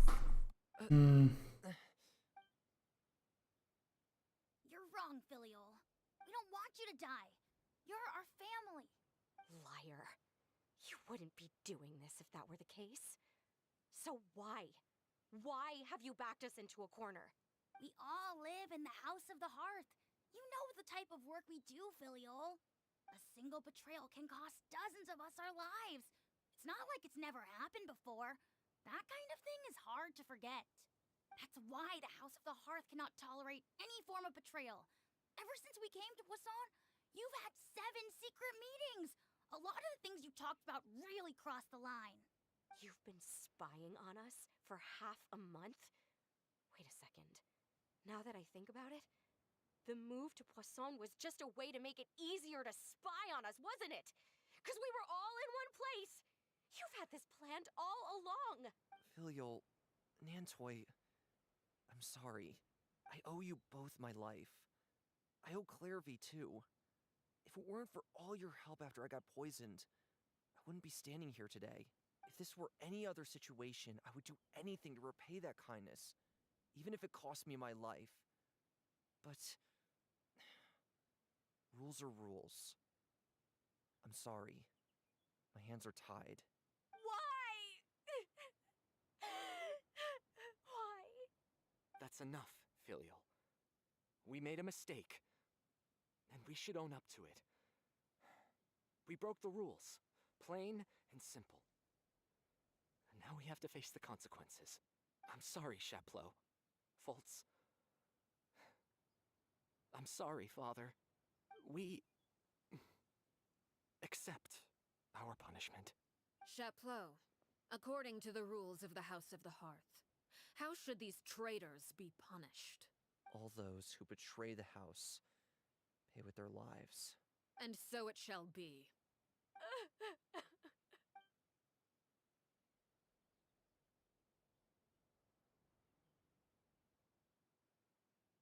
Father, please wait!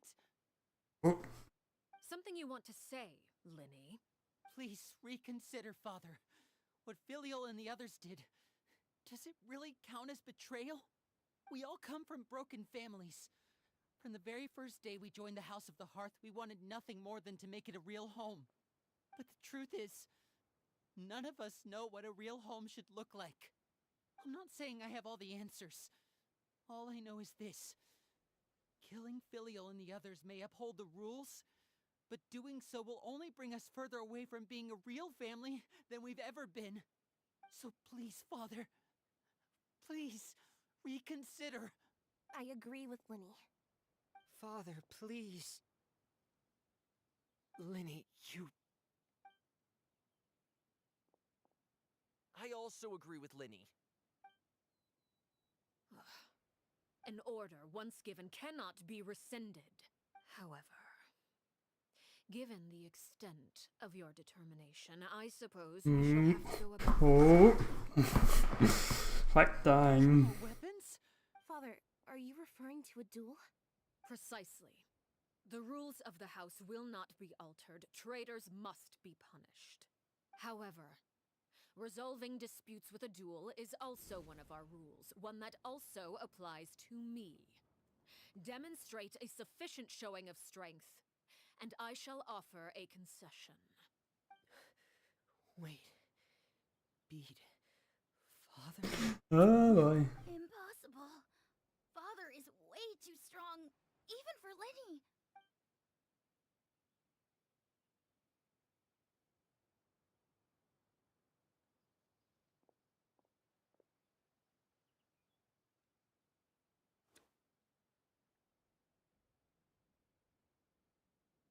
Hmm.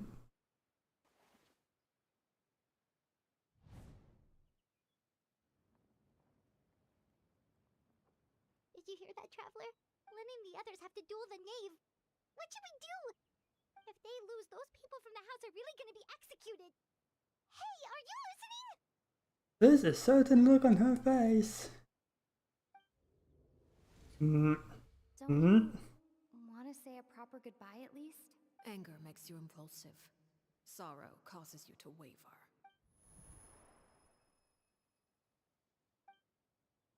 Oh, looking at that expression on her face, she seems really serious about this. Guess that means there's no chance she's throwing the duel on purpose, huh? When guests are around, families are often on their best behavior. And any disputes are less likely to escalate. When the time comes, make the choice that you deem most appropriate in the situation, and lend your help to the House of the Hearth. What's wrong, Traveler? Hey, where are you going? Oh. Traveler? Oh. You're asking to join the duel against the knave? I'll allow it. We do have a ready-made dueling ring at our disposal, after all. All I would advise is this. Keep a firm grasp on your weapon, and give it your all. Oh. And you may just lose your life. Time. Oh boy.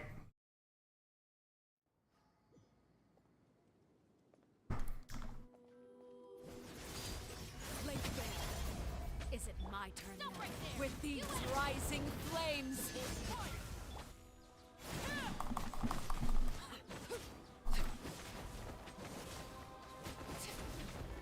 Watch out for Father's movements! Now that's more like it. Final warning!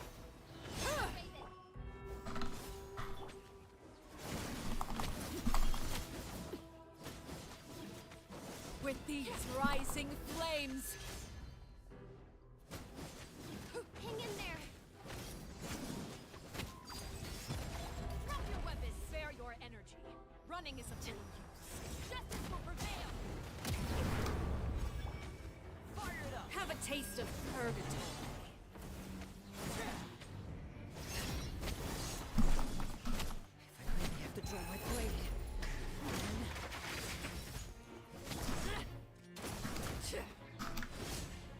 Eh. Don't get too close!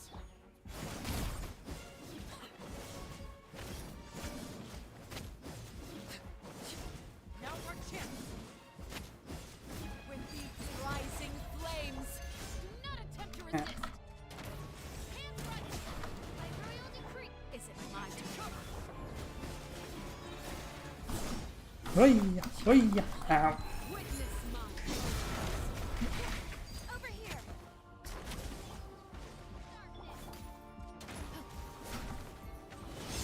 Justice will prevail! Not bad. You've proven to be a worthy opponent after all. Not bad. Get in gear! Final warning! Spare your energy. Running is of little use. Oh.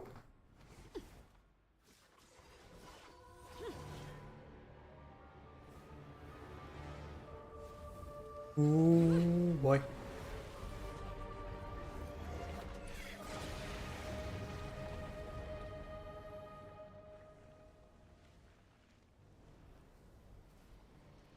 Hello. End of two worlds. They're rare.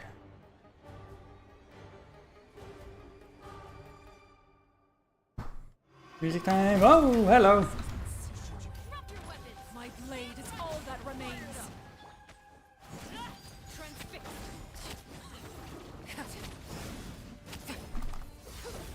Now's our chance! Over here! Yeah. Ow.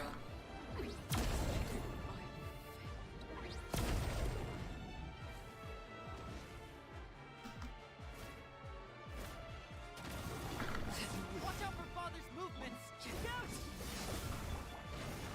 That. I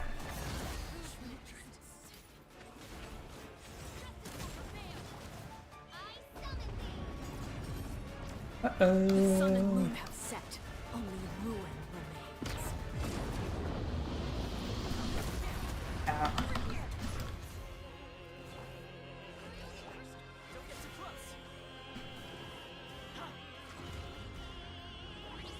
Hey! Hey! Hey! Watch out for Father's movements! Look out! Let's see how strong those are.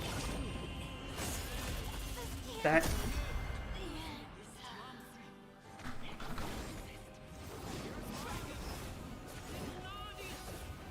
Now's our chance! Over here. Oi! Oh.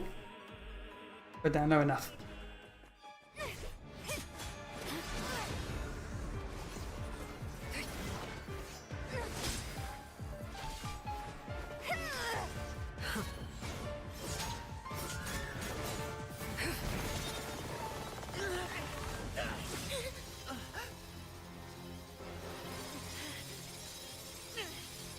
You should know better than to crowd in one place.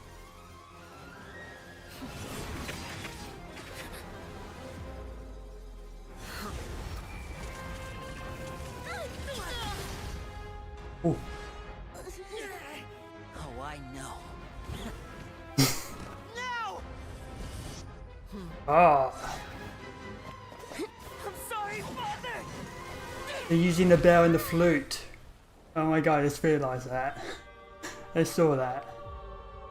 It's the bell and the flute, isn't it? Sorry for what? This pitiful excuse for an attack.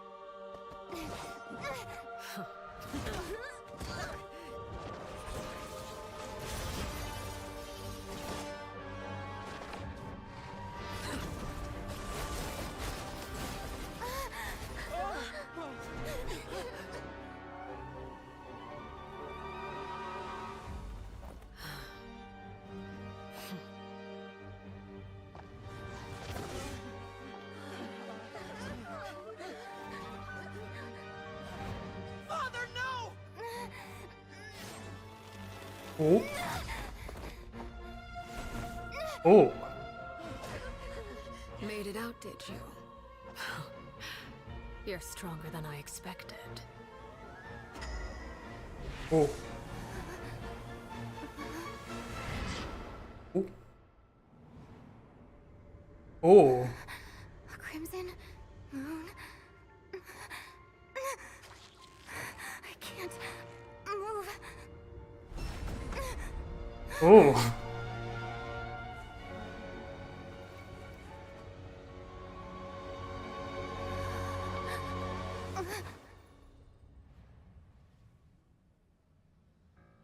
Still, not strong enough to beat me.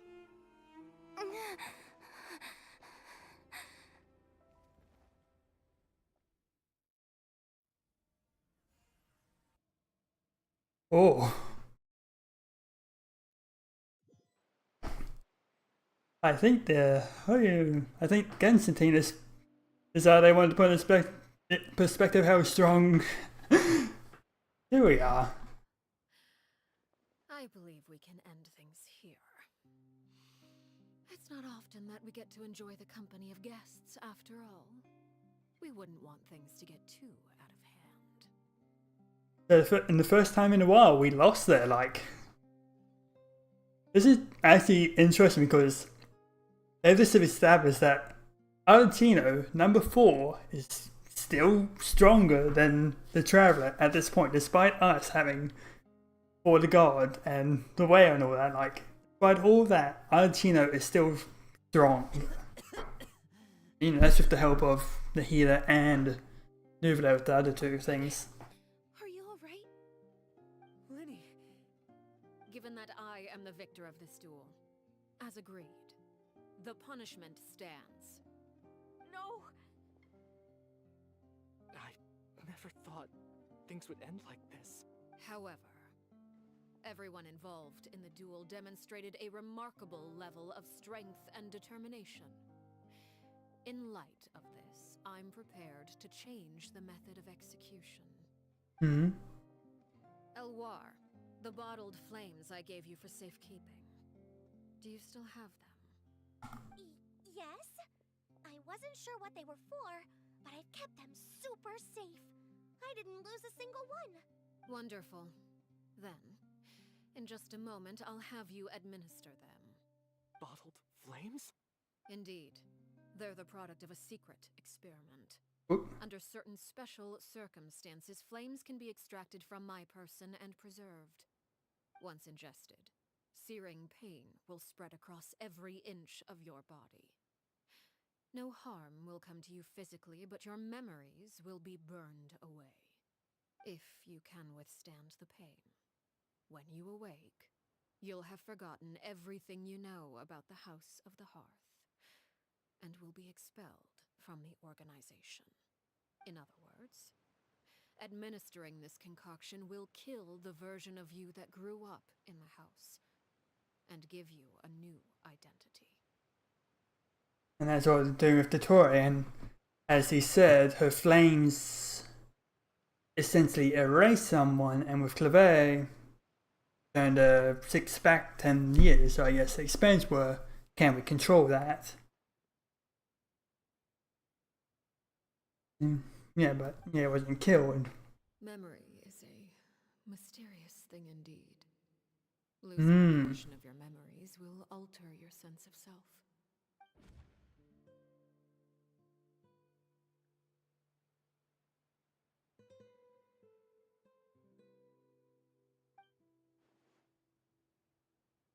So, you're just letting us go, Father? You misunderstand. Memories are extremely important. Once consumed by flame, the version of you standing before me will die, and our secrets will die with you.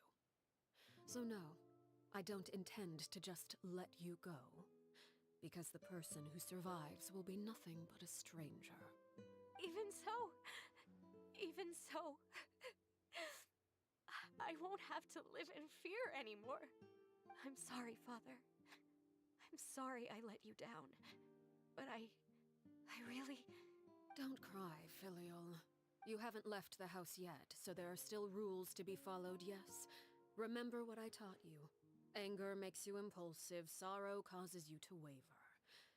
Don't let yourself be controlled by your emotions. Of course.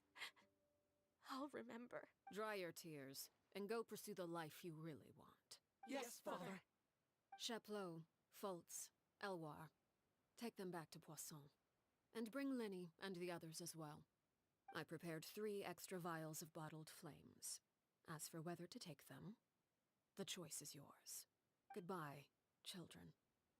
The next time we meet, I will no longer be your father. Thank you for all you've done for the house. I hope you have bright futures ahead of you.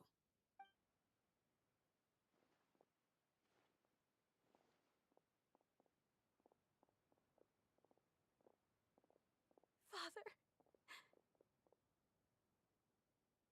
Let's go.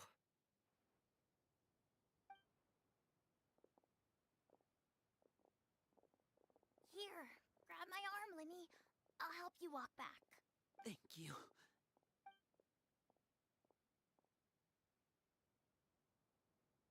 Clairvy.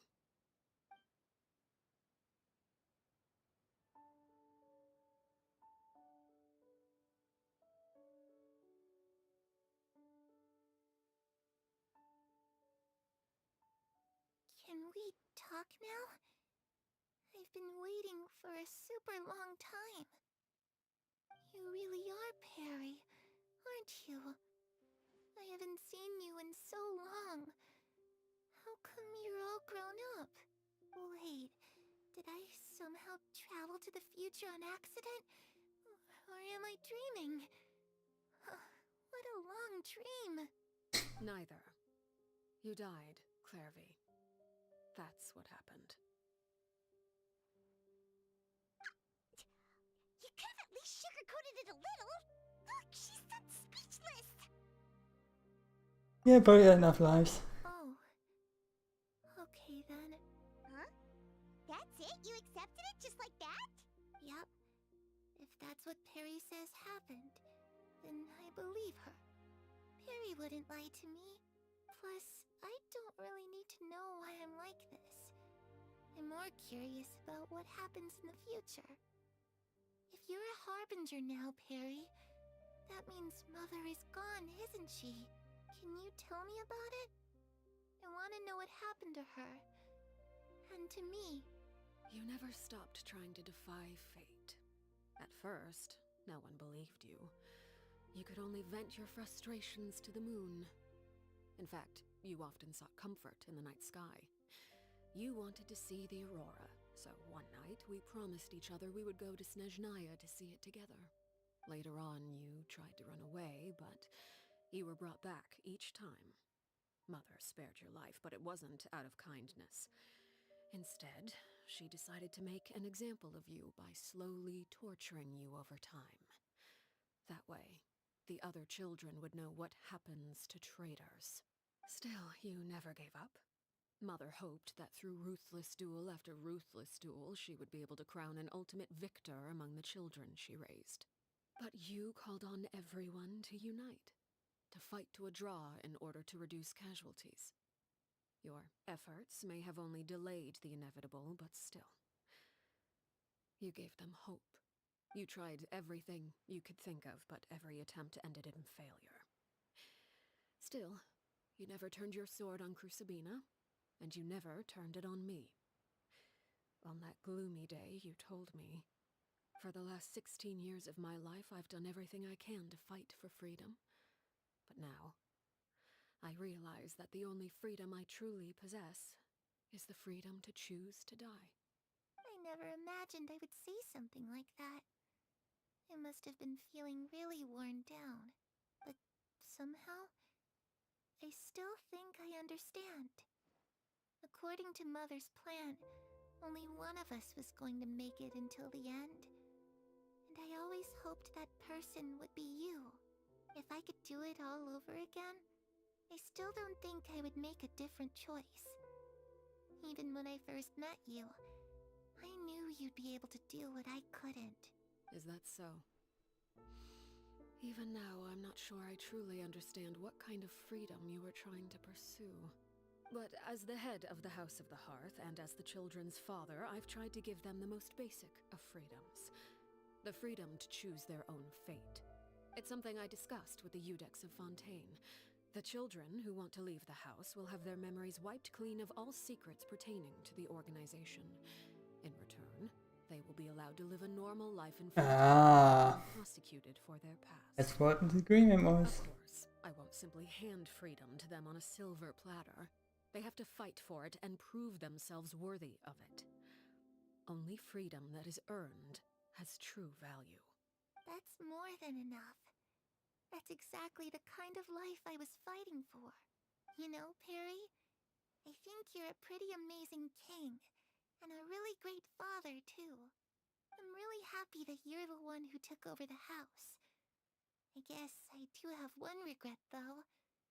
I still haven't seen the outside world.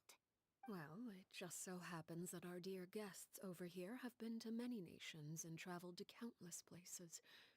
Perhaps they would be willing to tell you what the outside world is like. Really? Of course! We've traveled all over the place. We've got so many stories, we could probably talk your ears off for 3 days straight. Venmo. I used to dream of being a bard. Playing the lute while singing into the winds of freedom. Even if there was no one there to listen, I would have continued to sing no matter. Yeah. That's where Mora comes from. I never knew that before. If I had some Mora, I would buy 3 new dresses. One for me, one for Perry, and one for Mother. It's just too bad Perry doesn't like wearing dresses. And Mother, she probably wouldn't accept something like that either. I guess I'd just have to keep them all for me then. I could wear a different one every day. Lecture. How you mentioned. What do they look like? I once saw a drawing of this one guy with horns on his head and a super scary face. Oh, sounds like like you're talking about an Oni. Yup, we've met one, and let Paimon tell you, they're not nearly as scary as they look. Land of Dendro. I was too afraid to skip Mother's fighting lessons, but at the academia, I bet you could do all sorts of secret things in class. Things that have nothing to do with studying. I'm just kidding. Being able to study whatever you want without having to fear for your life actually sounds pretty great.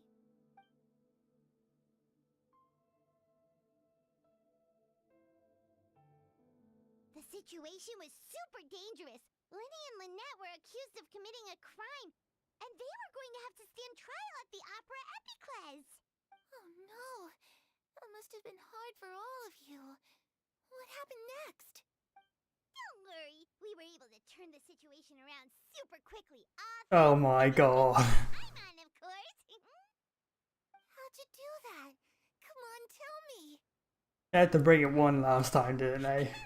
Okay, so it was like this. After the failed magic show, we rushed to the scene and...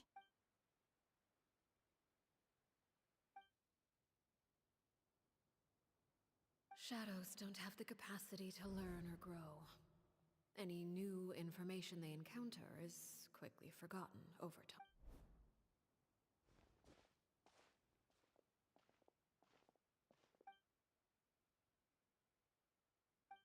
Oh. The sun has risen. Clairvy, you've worked tirelessly from the shadows to overthrow the House of the Hearth. Now, by my authority as the Knave, I shall announce how this matter ends. You are hereby expelled from the House of the Hearth. You are no longer tied to this place, nor are you bound by its rules. You're saying that I can finally leave? I get to experience the outside world as... May we meet again someday.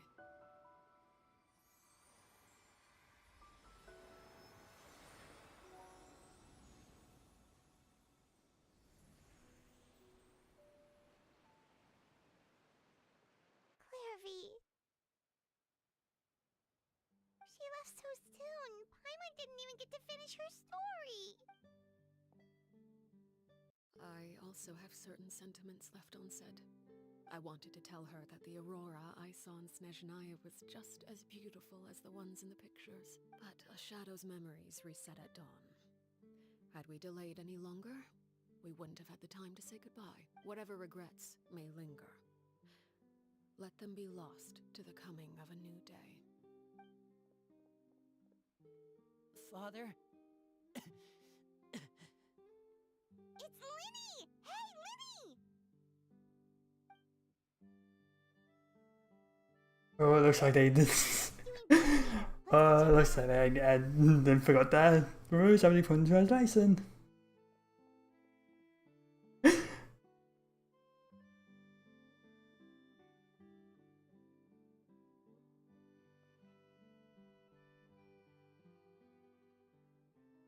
Father, the bottled flames have been administered.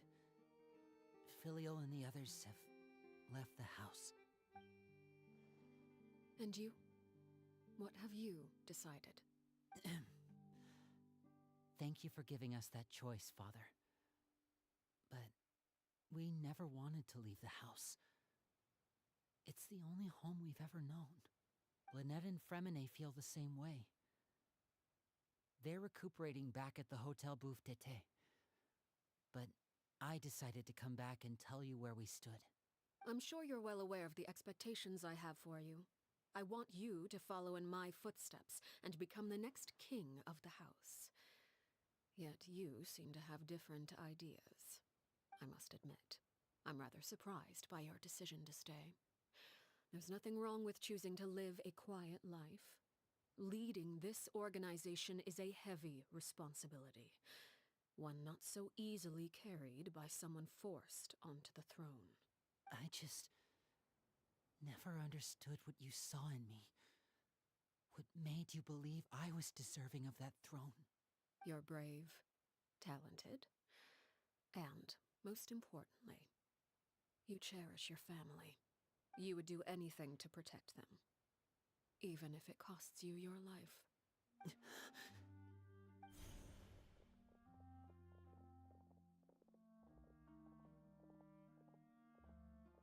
Speaking up back there was so brave of you, Linny. It's all thanks to you that we were able to convince Father to back down. You're a hero, Linny. Hero. Father is the real hero. Had Father gone all out during the duel, there's no way I would have walked away with my life. She must have had it all planned from the beginning, from the very moment she suggested a duel. I'm not deserving of that title. I'm not strong enough or smart enough. You're wrong. In my opinion, all you need to be deserving of the throne is conviction and the necessary strength to act on it. We may have different ideas of what it means to be a family, but you can hardly be said to lack conviction. What you truly lack is strength. For someone of your talent, though, that's something that will come with time. Even without that strength, you still chose to face me in a duel, even though the odds were stacked against you. That capacity to honor your convictions is what I truly see in you. Father. No one knows what the future holds, what tragedy or triumph may be in store. Being at the head of this organization requires the strength of will to face whatever comes. Caution will only hold you back. If reaching a certain standard were required to go after what you want, I would never have succeeded in killing my predecessor. Back then, there was still a considerable gap between our abilities. Strength may decide the ultimate victor, but those who let a lack of strength dictate their decisions or undermine their convictions will never be worthy of the throne. I understand, Father. Thank you. Children must grow up to surpass their parents. Only then can a family continue to flourish. The road ahead is not an easy one, so I'll ask you one last time. Are you certain you want to stay? You've done so much for me, Father, and that kindness must be repaid. Plus, with Project Stuja at hand, there are many dangers ahead, and I, for one, Oh boy, that's gonna be fun. protecting my family at all costs. That's my conviction. Then you're welcome to stay. As for Project Stuja, you need not be too concerned. If those cowardly businessmen and heartless dignitaries try to take us down, I'm prepared to teach them a lesson. Having members who longed for the light was our organization's last weakness. With those members no longer among our ranks, the House of the Hearth is like a spider hiding in the shadows. We need only wait for our prey to come to us. At present, our imperative is to use their plan to our advantage. In doing so, a crimson moon shall rise amid the frigid blizzards of winter. No demonstration of loyalty shall go unrewarded, and no sacrifice shall be in vain. As for the two of you, whether we meet again as friend or foe, I'll remember the camaraderie we shared in this moment, no matter how arduous the journey ahead. I hope we both reach our desired destination. Wait, 2 days. Oh, already pushing out of this, aren't you?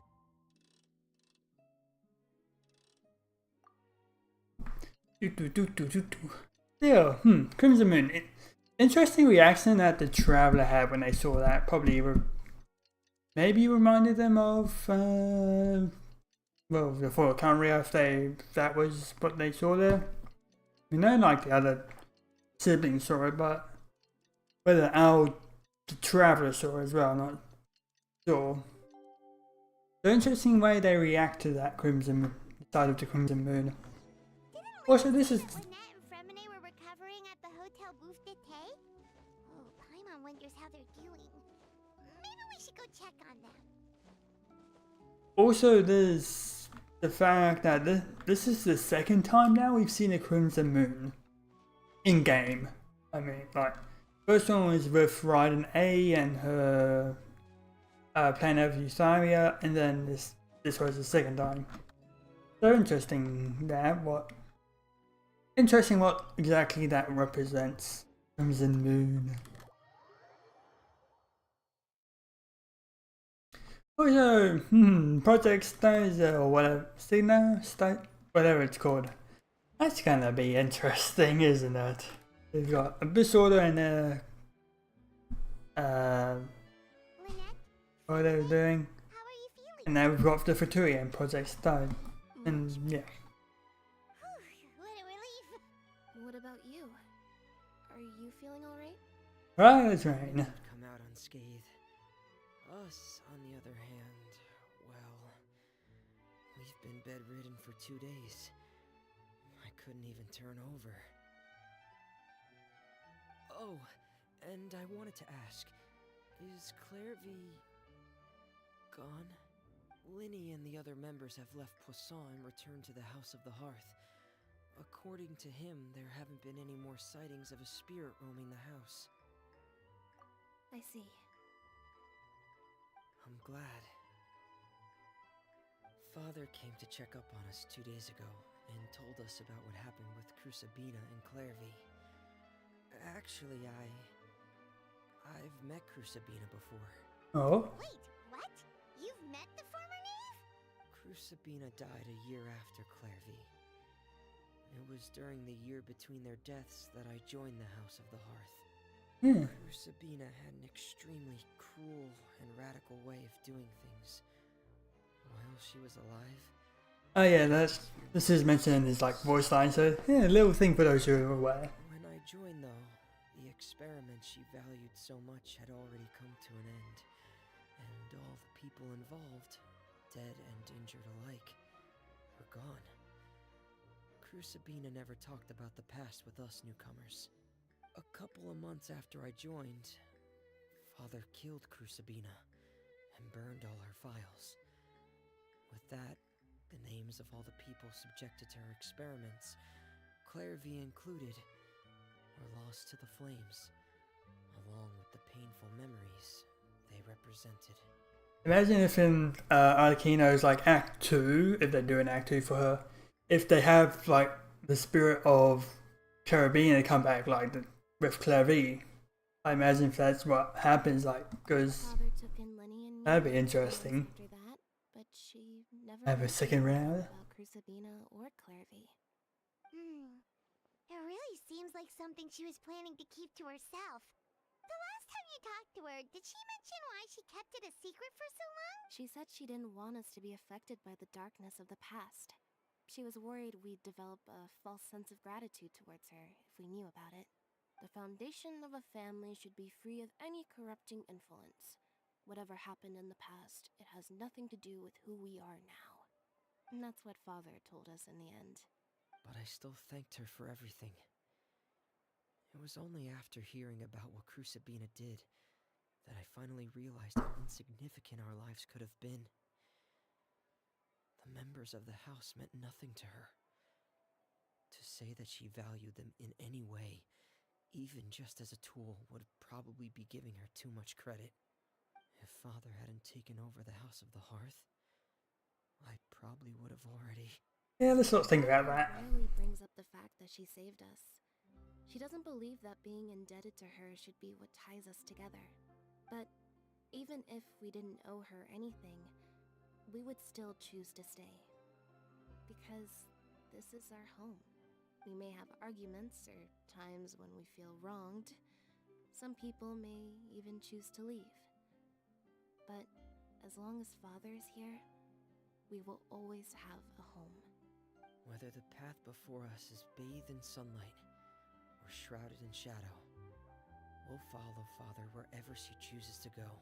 So I wanted to say thank you for helping us make it through this crisis. Without your help, we could have lost a lot more along the way. Oh, we didn't do anything, really. Of course. You're welcome anytime. Are Filio and Nantoy okay? I actually saw them at a cafe this morning. Oh. They didn't recognize me. From what I could tell, they were drinking coffee and talking about one of the operas that started running recently. They seemed happy. If I had to take a guess, I would say they finally found the kind of life they always wished for. And we're done. And, and they give us the heart. Oh wow. Wow. Wow. Okay, that's gonna do it for the stream. Yeah. You know, so Sinos, Act 2, that's probably a later thing. Events will be a later thing as well.